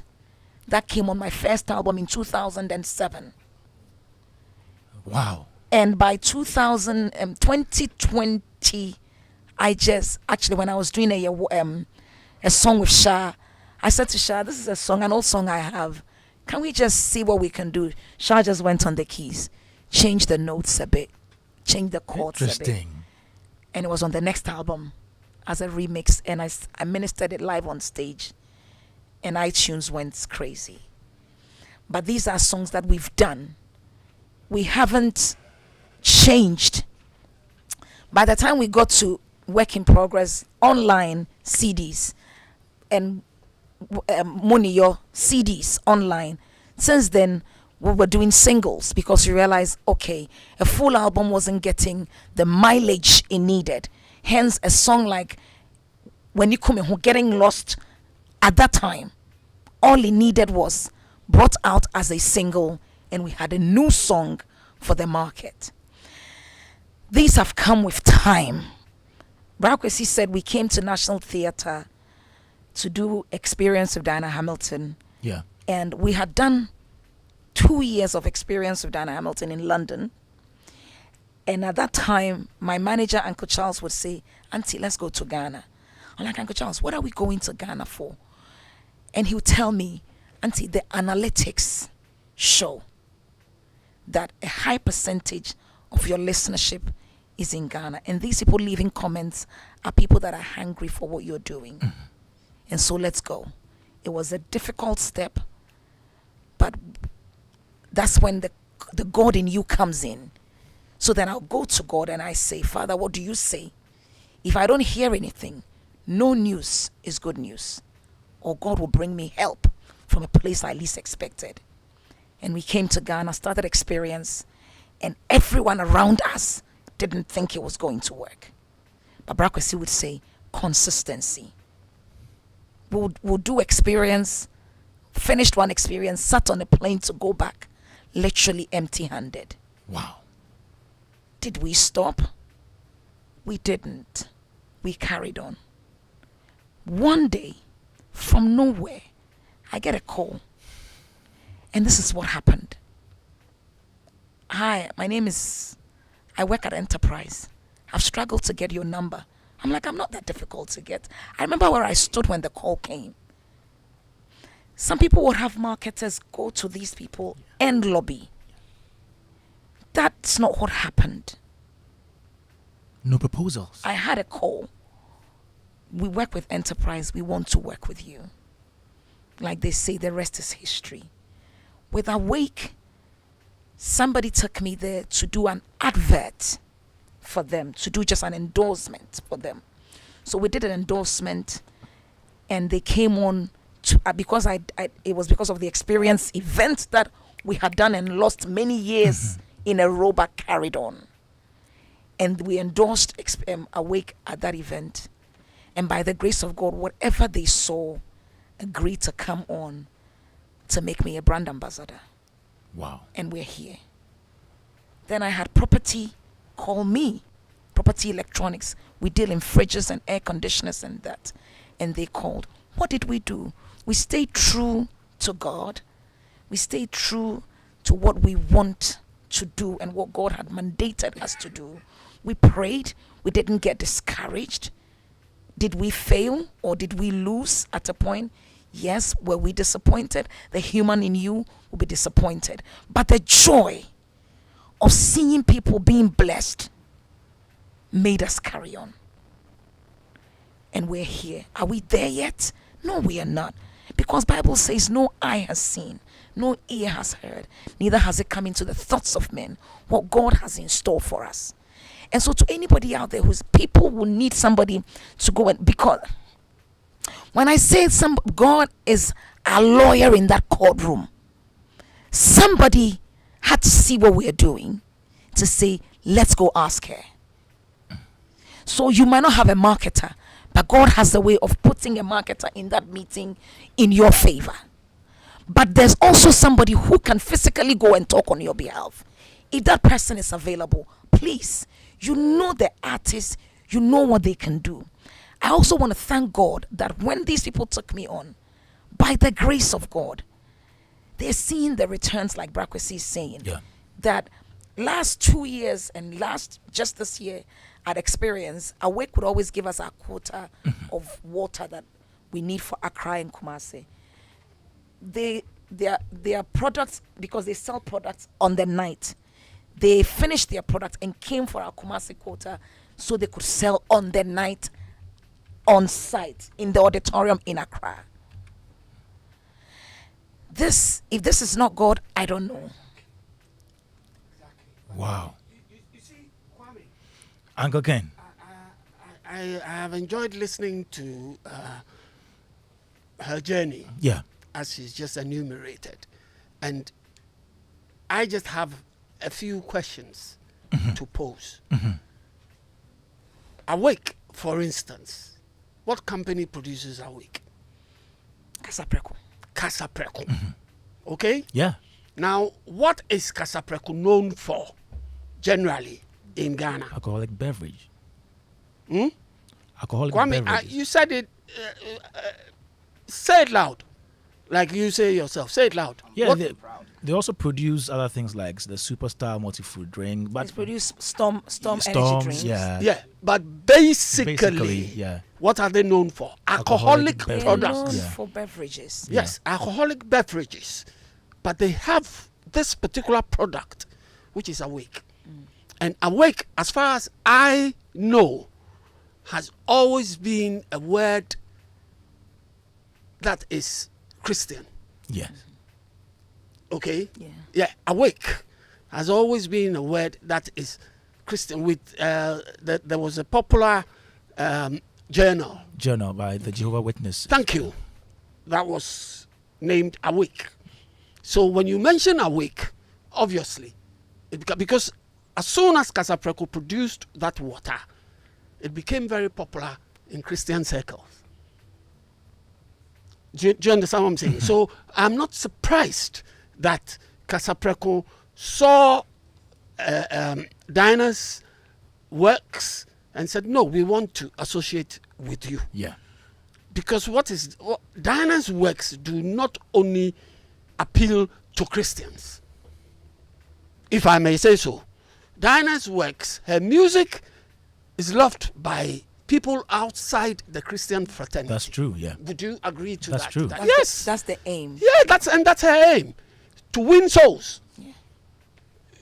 To win souls. So the music is loved by everybody.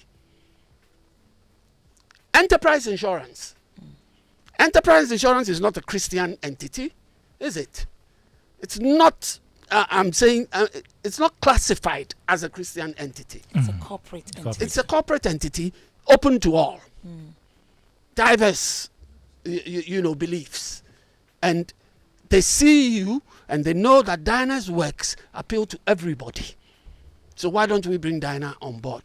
And they have not regretted having you on board, have they? No. So, like Dinah's saying, that is why... We had the Aquintupa experience in London. Yes. Yeah. And the whole aim was to sell insurance to people in the diaspora. Exactly. And on the night, they sold. signed on the highest number ever. Thank you. Thank you.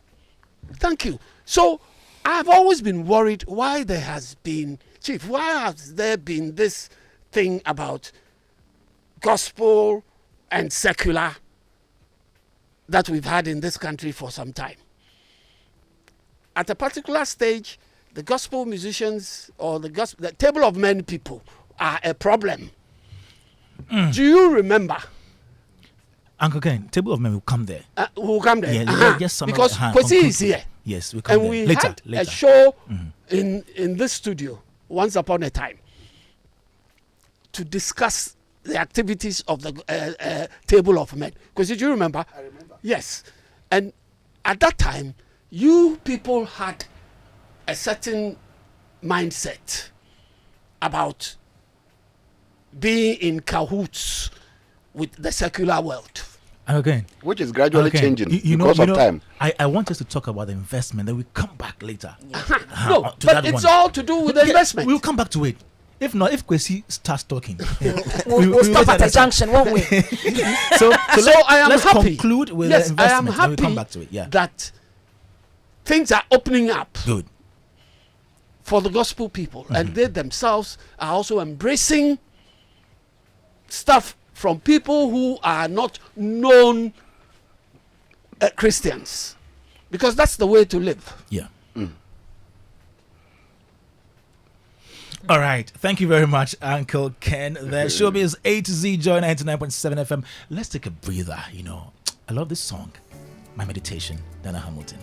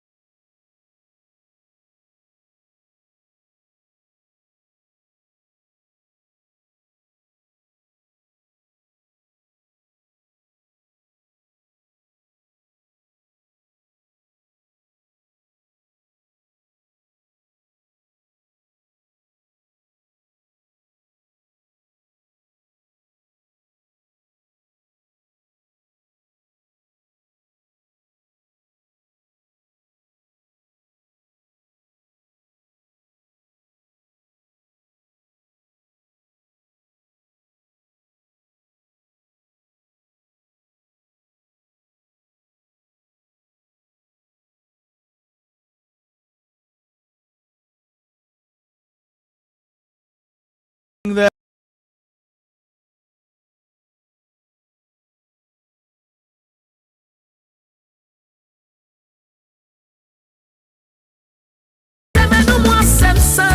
and we are talking about the gospel music ministry or the industry. How do we increase their fortunes? Their objectives. My heart's a way to give you praise. Oh, may the meditations of my heart be acceptable. May the meditations of my heart be acceptable unto thee. May the meditations of my heart.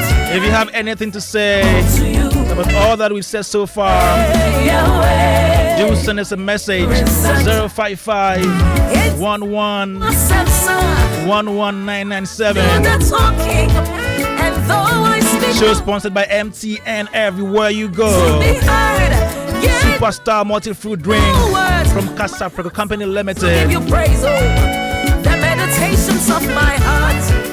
In the meantime, though, carrying multiple phones around can't be such a chore. The unsightly bulge in your pockets the extra weight in your purse, the stress of switching from one phone to the other to pick calls. But now imagine being able to switch between different numbers on the same phone easily and seamlessly. Guess what? You can go seamless with MTN eSIM and enjoy the convenience of connecting multiple phone numbers to one single phone or device. Now to check if your device is compatible, simply dial *#06# and once you receive an EID number, it means your phone or device is compatible. Words fail me.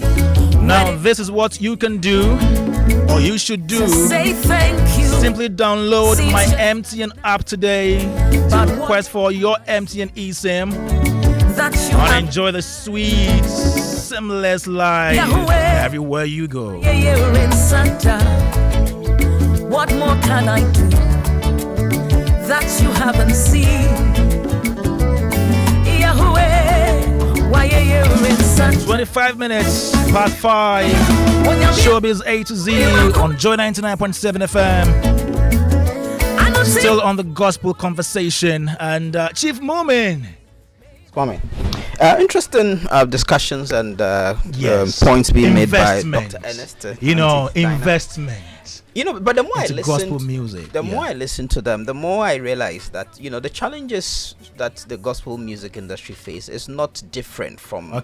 For example, the secular music. A lot of the things that Dr. Ernest has mentioned here today. I mean, we've talked about it. But here some on of the show. Challenges are peculiar. Yeah, some of them may be peculiar, but when you take a look at it, for example, sponsorship, right? It's not as if sponsors are running and sponsoring secular artists in the droves and leaving gospel artists. In fact, Baba Sadiq has made the point several times here that the sponsorship market is shrinking, especially locally, and sponsors are not as proactive anymore as they used to be, right? So people have had to look for different ways of making their work bring about commercial value. I actually think that if you look at it, the gospel music may actually present a much more better opportunity in some ways, commercial opportunity than secular music. One, there's a particular audience that it caters to, because it's not just about the gospel, it also speaks to a fundamental religious need. And in a country where majority of the citizens are Christians and majority of the citizens profess to be religious, there's a particular market or there's a particular need that gospel industry must feed. For example, let's take someone like Sarkodie, Auntie Dinah, and compare to someone like Sarkodie. You may think from the face of it that Sarkodie is more popular if you look at the social media antics, but what you would realize is that the younger generation are more tech savvy and are more loud, so they would gravitate towards maybe following a Sarkodie and all of that. But the old lady in the village is probably listening to Auntie Dinah more. In fact, if you go to various communities, they are listening to the local artists, right? They are listening a lot more to gospel, they are listening to a lot of gospel music. So you may find that in terms of percentage terms, the number of people across the population who may actually listen or consume Auntie Dinah's music may actually even be more than some of our popular artists that you think of, right? And if she were to do a concert like she's done, she can probably do a concert across the country in different regions, in different communities within the region, if she has the investment she's done Accra to do that. Kumasi. Yes, Accra to do that, right? And it's been a resounding success. And Dr. Ernest mentioned a lot of the other artists, the Tehila experience and all of that. So for me, I actually think that there's a great opportunity. Obviously, the way she has also branded herself has opened her up to some, more corporate sponsorship. There would always be the few, amongst the lot who would distinguish themselves in such a way that they will command a particular level of value, right? So for me, if we want to look at it as from a business point of view, I think that there's great opportunity because there's a huge market to cater for, and that market cuts across different demographics. And if there's a model that's seeks to derive commercial value across those demographics. And I think that gospel musicians may actually sell more in terms of if they are playing shows, if they have an active presence, on across online, and the dividends are there, to see those who are beginning to rebrand themselves, because the music industry is changing, or it has changed. And Auntie Diana talked about how it moved from cassettes to CDs and now to digital, right? I also see that the gospel musicians are beginning to rebrand themselves in that way, to take advantage of modern tools and modern technology. So if you want your video, for example, to have a lot of followers, viewers on YouTube, then the video must be quality. What it means is that the traditional videos that once used to see, where there was a particular archetype of gospel music videos, but now it's changing. Even with performers, I mean, the last time, the gospel, the Ghana Music Awards, we had some of the gospel acts. You could see how it was well curated. Fantastic. And when we even talk about the quality of music, for example, yesterday my TV, I was watching Harvest Choral. Praise, and I was just thinking to myself that when it actually comes to live performances, command of the stage is really the gospel musicians more than any of the other categories, because it's a practice. Almost every Sunday live music is being played in church. So even when it comes to the quality of the art in itself, you find that a lot of it is within the gospel fraternity. In fact, it is not uncommon to see secular musicians tracing their origins to the church and being part of the church choir or being part of the church musical group. So I think that the ingredients are there: the quality of the music, the market that it appeals to, the broadness of the demographics of that market. And if business sense, as Dr. Ernest has said, if there's a much more business way, because maybe some people may see, okay, we're just winning souls, right? It's ministration. So even the idea of making money out of that ministration may sound some way. But if, yes, you understand that it is ministration, there's a particular religious purpose for what you're doing, but you must also survive, right? Moving up and down, buying the instrument, there's a business point to it. And if secular artists are cashing in, why not gospel artists?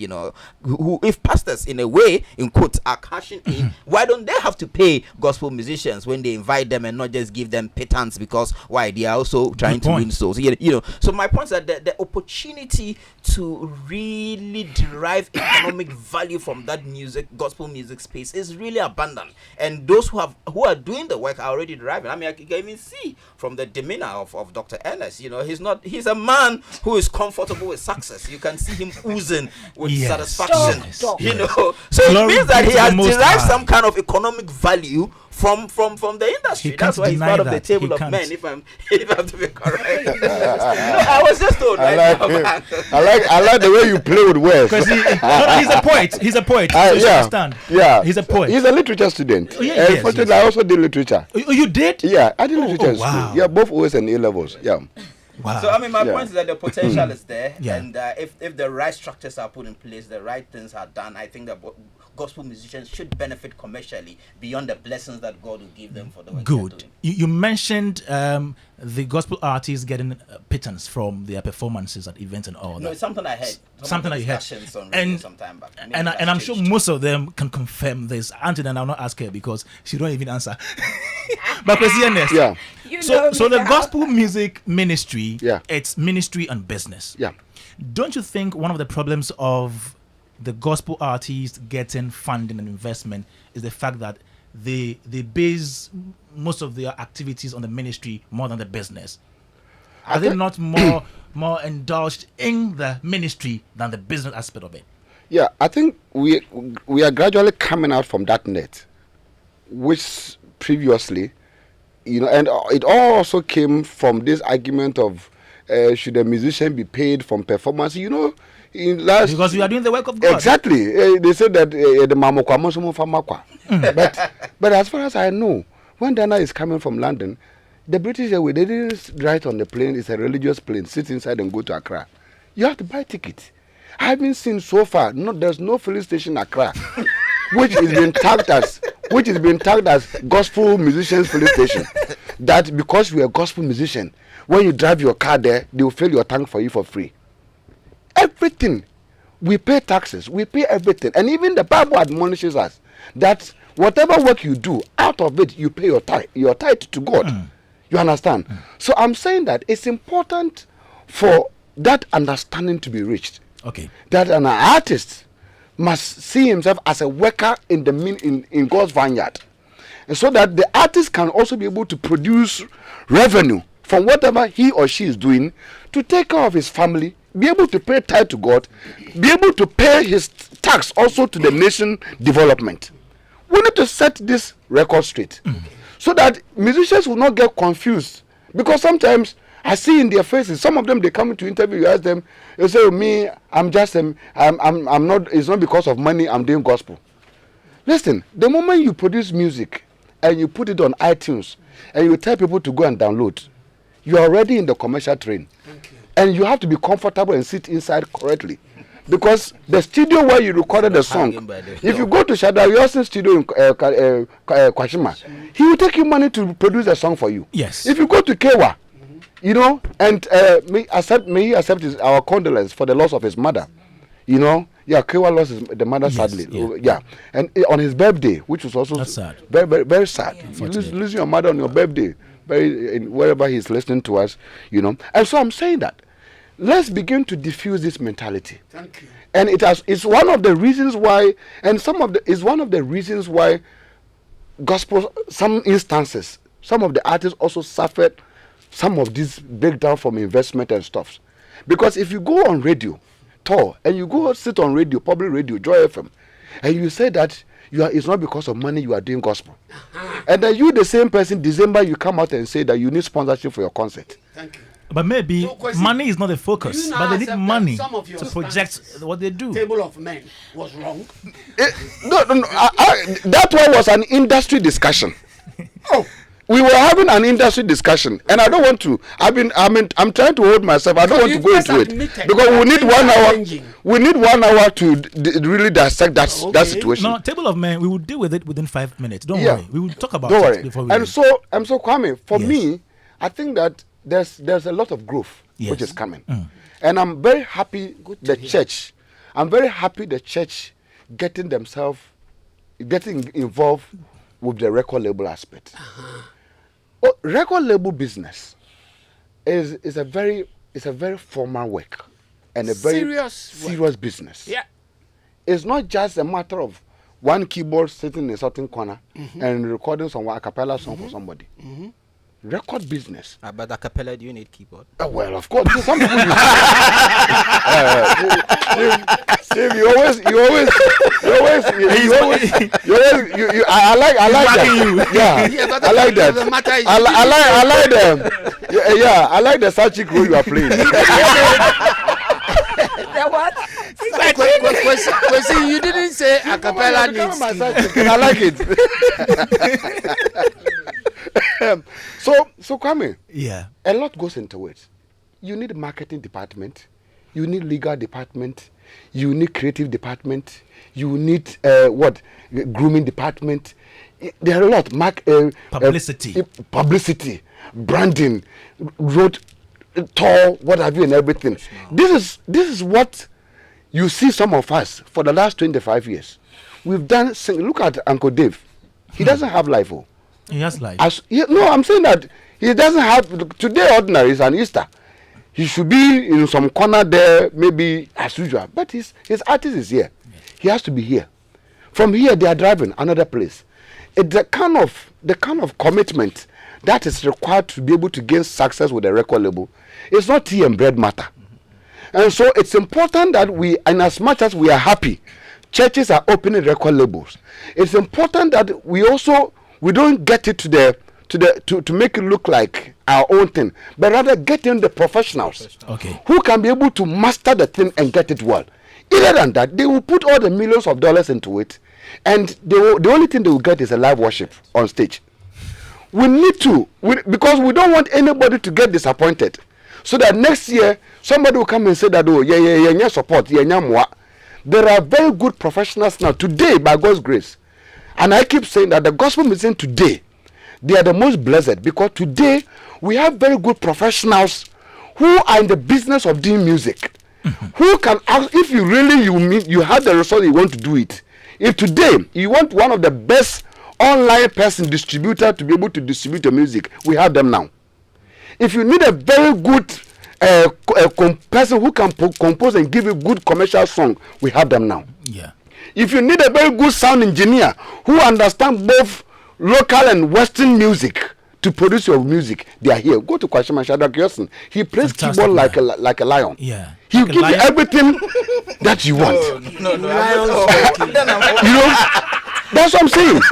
So, Was it when the lions? oh, But we have seen this one, not knowing. Oh my God. I was trying to analyze it. please don't literalize it. On that lion note, let's go on. So I'm saying that we have all the professionals. Okay. We have good road managers now, very good thinkers, people who can create, write, and do all the things. So I'm saying that we should not lose the fact and the opportunity that avail to us today, but let's rather get professionals to be part of our trade. You see, Aunt Dana is here. Dana couldn't have walked through this journey alone. There are people who has been part of her trade. Professionals. She goes to London, Uncle Charles is there. And if you go to London, one of the pillars of gospel music in London is Uncle Charles.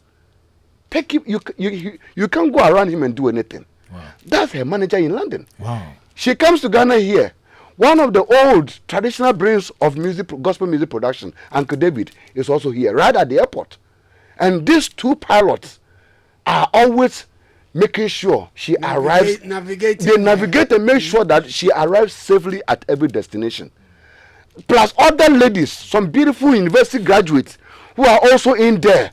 You will see them, some hardcore girls, they don't give a space.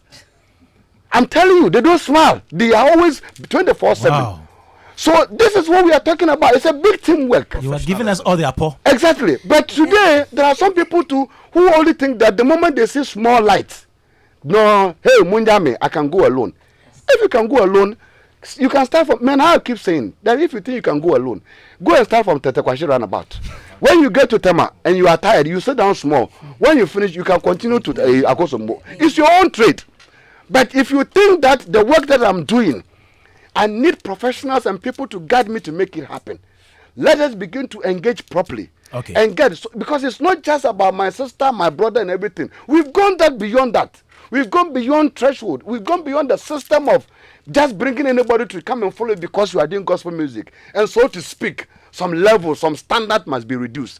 We cannot continue to reduce the standard of producing gospel music and achieve some excellence that we're expecting here. You can't do it. You need to go to how everybody is doing out there. We need to be able to master that craft, that global craft, the craft that Sisiwanas is doing. We need to be able to interpret same arrangement, same system, so that we can also be able to meet the global eye. Other than that, we should have to remain quietly in our church and then do our praise and worship and go home and then go to heaven. Thank you. Okay, so Take a moment, please. I just wanted to say, Dana. you know, when Dr. Kwesianes was saying, Yeah. you need to employ professionals Exactly. to do this work. Perfect for somebody who is already made. Somebody who is already made and has the finances Okay. to be able to employ professionals. On this issue, we are talking about the church. So the church might have the capacity to do it. But on this note, I want to bring it down to that individual, to that one person who is starting off. And I want to hit, this nail has two ends, and allow me to hit both. So we're talking about King David and Uncle Charles and the team around me. I can tell you that these people came on board when we were not making a dime, when we didn't have the following, when we didn't know our way. So when they came in with their professionalism, still understood what was in me and were willing to invest and have the patience to wait for it to mature organically. Wow. So that it can stand the test of time. Now, people come in straight away, they try 3 months with somebody, Yeah. and then they move on. So the investor came in, or the professional came in with all the ideas, because you can have all the ideas, but people's minds are so opened that not all the ideas can work within the specific time you've given yourself. True. You need to give it time. My question is, this promoter, this graphic designer who needs to release a flyer or an artwork every day or every week without being paid, how long are you willing to go? Do you believe in this craft? Or you've gone in straight away saying, I'll take this amount of money, I can give you this. You promise them heaven, and then 1 year down the line, they realize they are not in heaven and nowhere near heaven, and they can't see heaven.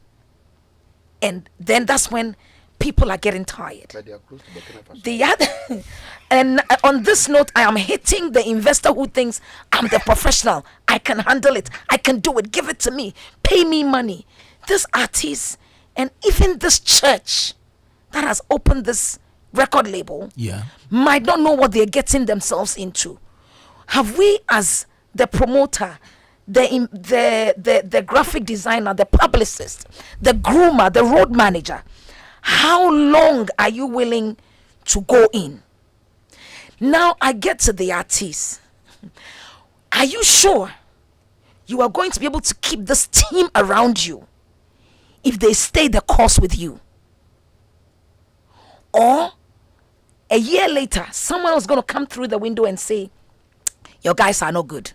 Get rid of them. I have the right things. I'm feeding you all the information that the people who believed in your craft and might not necessarily have the right route to go, but they believe in you. Can you marry these two people for them to work together so that you will stay in it and then get there? We, the artists, are very quick to throw away the people that brought us from the beginning, to dog them and go for the professionals. And those who are starting are thinking, okay, let me go for the professional. The professional comes in with all the ideas they've read in the books, only to come in and see, with everything I've read, there's time, which is given to all of us. It's free. We all have the same time, but everybody needs to take a bit more longer than someone else does. These are I'm hitting two nails. This nail has two ends. How much are you, the investor, going in? Whatever your skill is, are you willing to go in with nothing to work with? Because when you hear publicists, if the artist is new and they don't have the money to pay you, these publicists, I'm using public because that's a name that's come about then, promoter, graphic designer, groomer, road manager is thinking, and then you dump them and then you go for the next one. I could be wrong, but for me, if anything has worked, it's been the same team. If anything, we've added on. Okay. Wow. We've added on, didn't take out. You were here when I was, and it's paid the dividends. You were here when I said, King David used to drive with me. One time we went for Ghana Music Awards in his car, and this car was one of those open backs. By the time we came back, I had 10,000 cedis I had just changed some pounds. I had 10,000 cedis in my bag, but I was holding a little purse. So I left the money in 2014. I left the money in a big bag in the car boot. We went to Ghana Music Awards, finished Ghana Music Awards, moved our car, went home. The next day, my nephew had come to visit, and I took my bag to give him money and realized there was no money. Thank God that day I took out my passport, because I would walk around with my passport. They would have taken my money and my passport. We parked at opposite Parliament. Parliament House. Okay. That's where we parked. Okay. And they stole our money. We would drive the whole of Ghana. The only region I don't know in Ghana, and somebody has to take me, is the northern region that I haven't been. In the name of gospel, I've been everywhere. We've driven to Volta region to promote a song. We've gone everywhere. All right. Let me speak to Kofi Donko, artist manager, and let me ask him the same question. Kofi, Kwame. Do you also think that gospel artists take music? Hello, Kwame. Yeah, can you hear me? Hello, Kofi. Hello, Kwame. Yes, I can hear you. Can you hear me? Kwesi, Yes, I can. you said Okay, it so right. I was asking This if you time- think that gospel artists take music more as a ministry than business. Do you think that is why they don't get the investment? Well, that's a hard one. I think it's yes and no. Yes, because there are some who see this as 100% ministry. They really don't care about the investment they have to put into it. They still go, independent artists, not under any proper organized management, not under any structure. As soon as you call them, they are there. They struggle, hustle, make a few CDs, enter a studio record. They are not under any kind of structure. They just work. They think it's ministry, and so as soon as anybody calls them, they are there to minister. And so at the end of the day, they think that what they are doing is ministry. So they don't want to think of anything commercial. And so they don't even think of, they don't have any thought of positioning themselves well to attract, investors into what they do. And so, yes. And there are others who also think that it is ministry, yes. Let me do 95% ministry, 5% showbiz business, or whatever you want to call it. And so they are well structured. They are still able to minister effectively, deliver, very well. And you realize that because they are well structured and organized, they don't struggle to organize resources for their projects. They look very prepared anytime you get them. They have team they work with, and you realize that every single member of their team is a professional, is top-notch. They go all out to make sure that their team members are well taken care of. So when you see the difference is I think it's so glaring if you should see the two. Okay. Kofi, thank you very much for your time this evening, Showbiz A to Z. We appreciate your time this evening. So that is Kofi Donko. Kwame. Yes, sir. Kwame. Yes, sir. Now, I gospel label, no matter how my men can be. We will talk about that some other time. In a minute. Thank you. Okay, I 1 think minute. What Diana said, in a minute, what Diana said, the word she gave to the churches that are establishing labels, I think it's something they should really take into consideration. It's good to have the labels. It's good to have the name that you have a label, but it is very important for them to understand the whole thing very well and know that I always tell people that in what we do, returns are not guaranteed. It's not always a must that when you release a song, you're going to get the good numbers or the high numbers. It is not always guaranteed. And so I think they should understand very well what they are getting themselves into. We all know about Love World Records. Now it's no more there. They should find out how Love World Record is no more in existence. And I think it will serve as a good guide for all of them.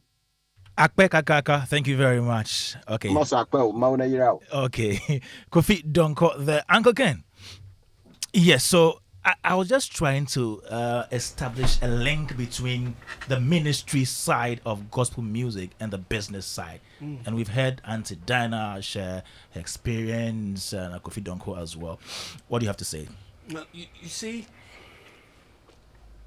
the ministry side of gospel and the business side. This was one of the issues we raised when we met the table of men.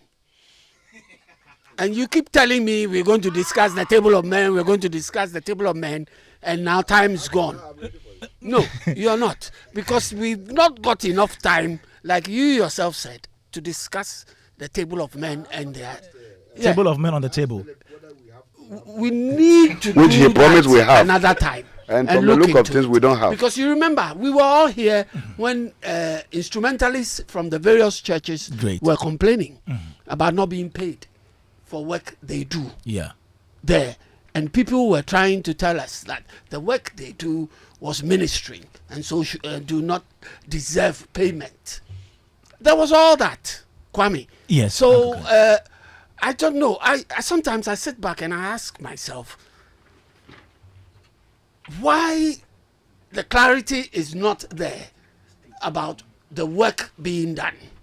Is it just ministering or there's the commercial side of it?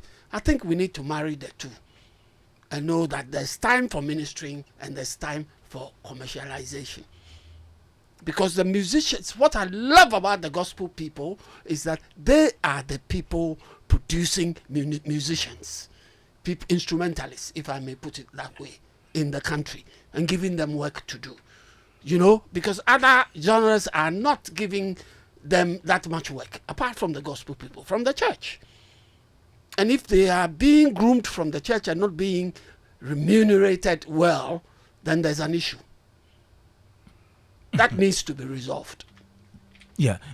Kwesi? Yeah. Table of Men.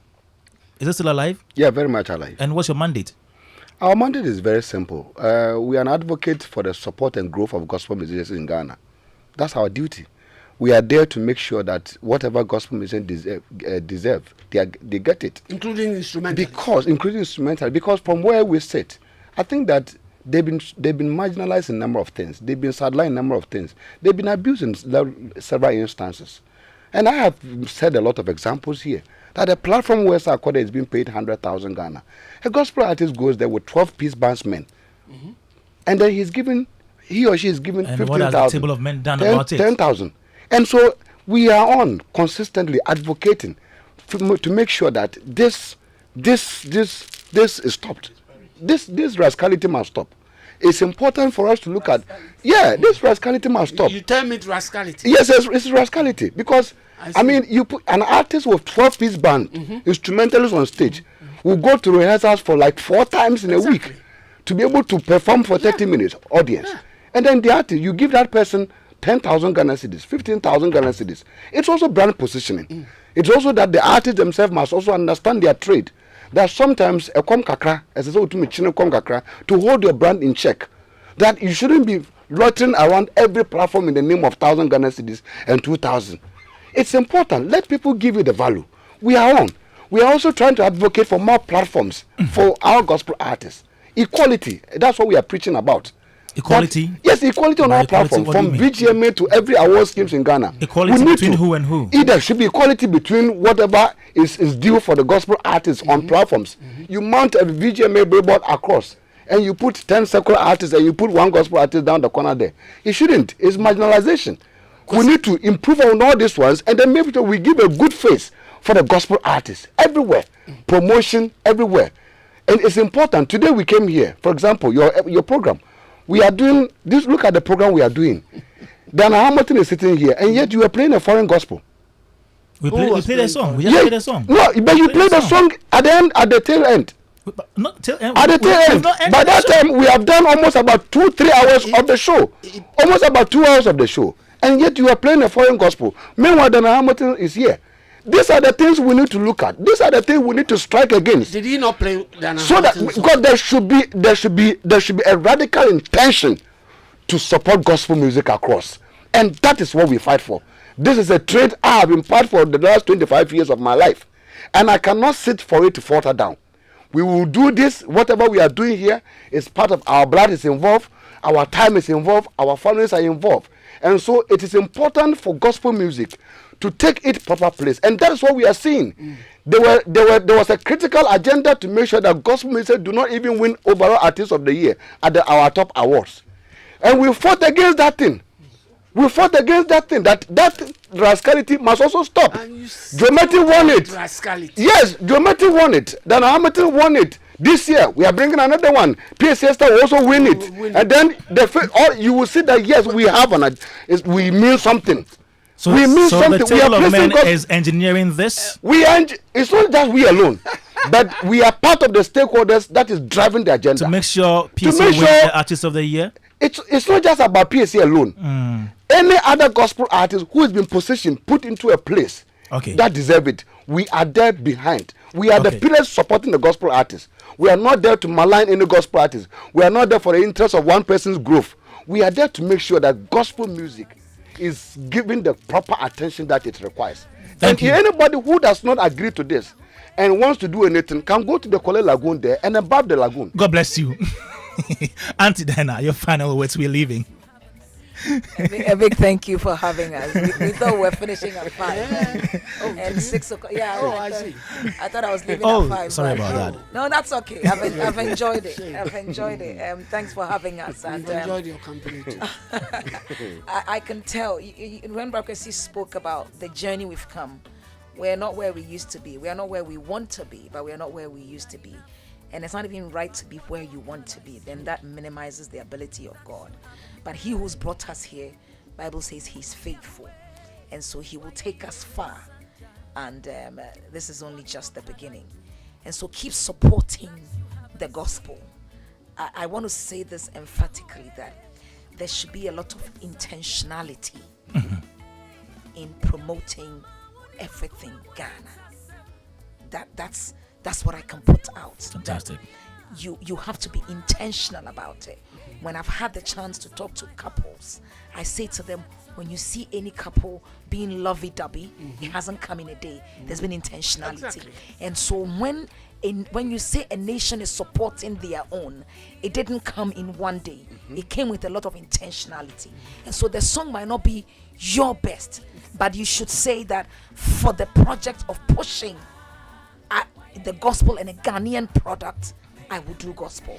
Thank you very much. Thank you, Uncle Ken. Thank you, Dr. Kwesi Ernest. Thank you, Chief Moomin. Everybody who helped us today on the show. It has been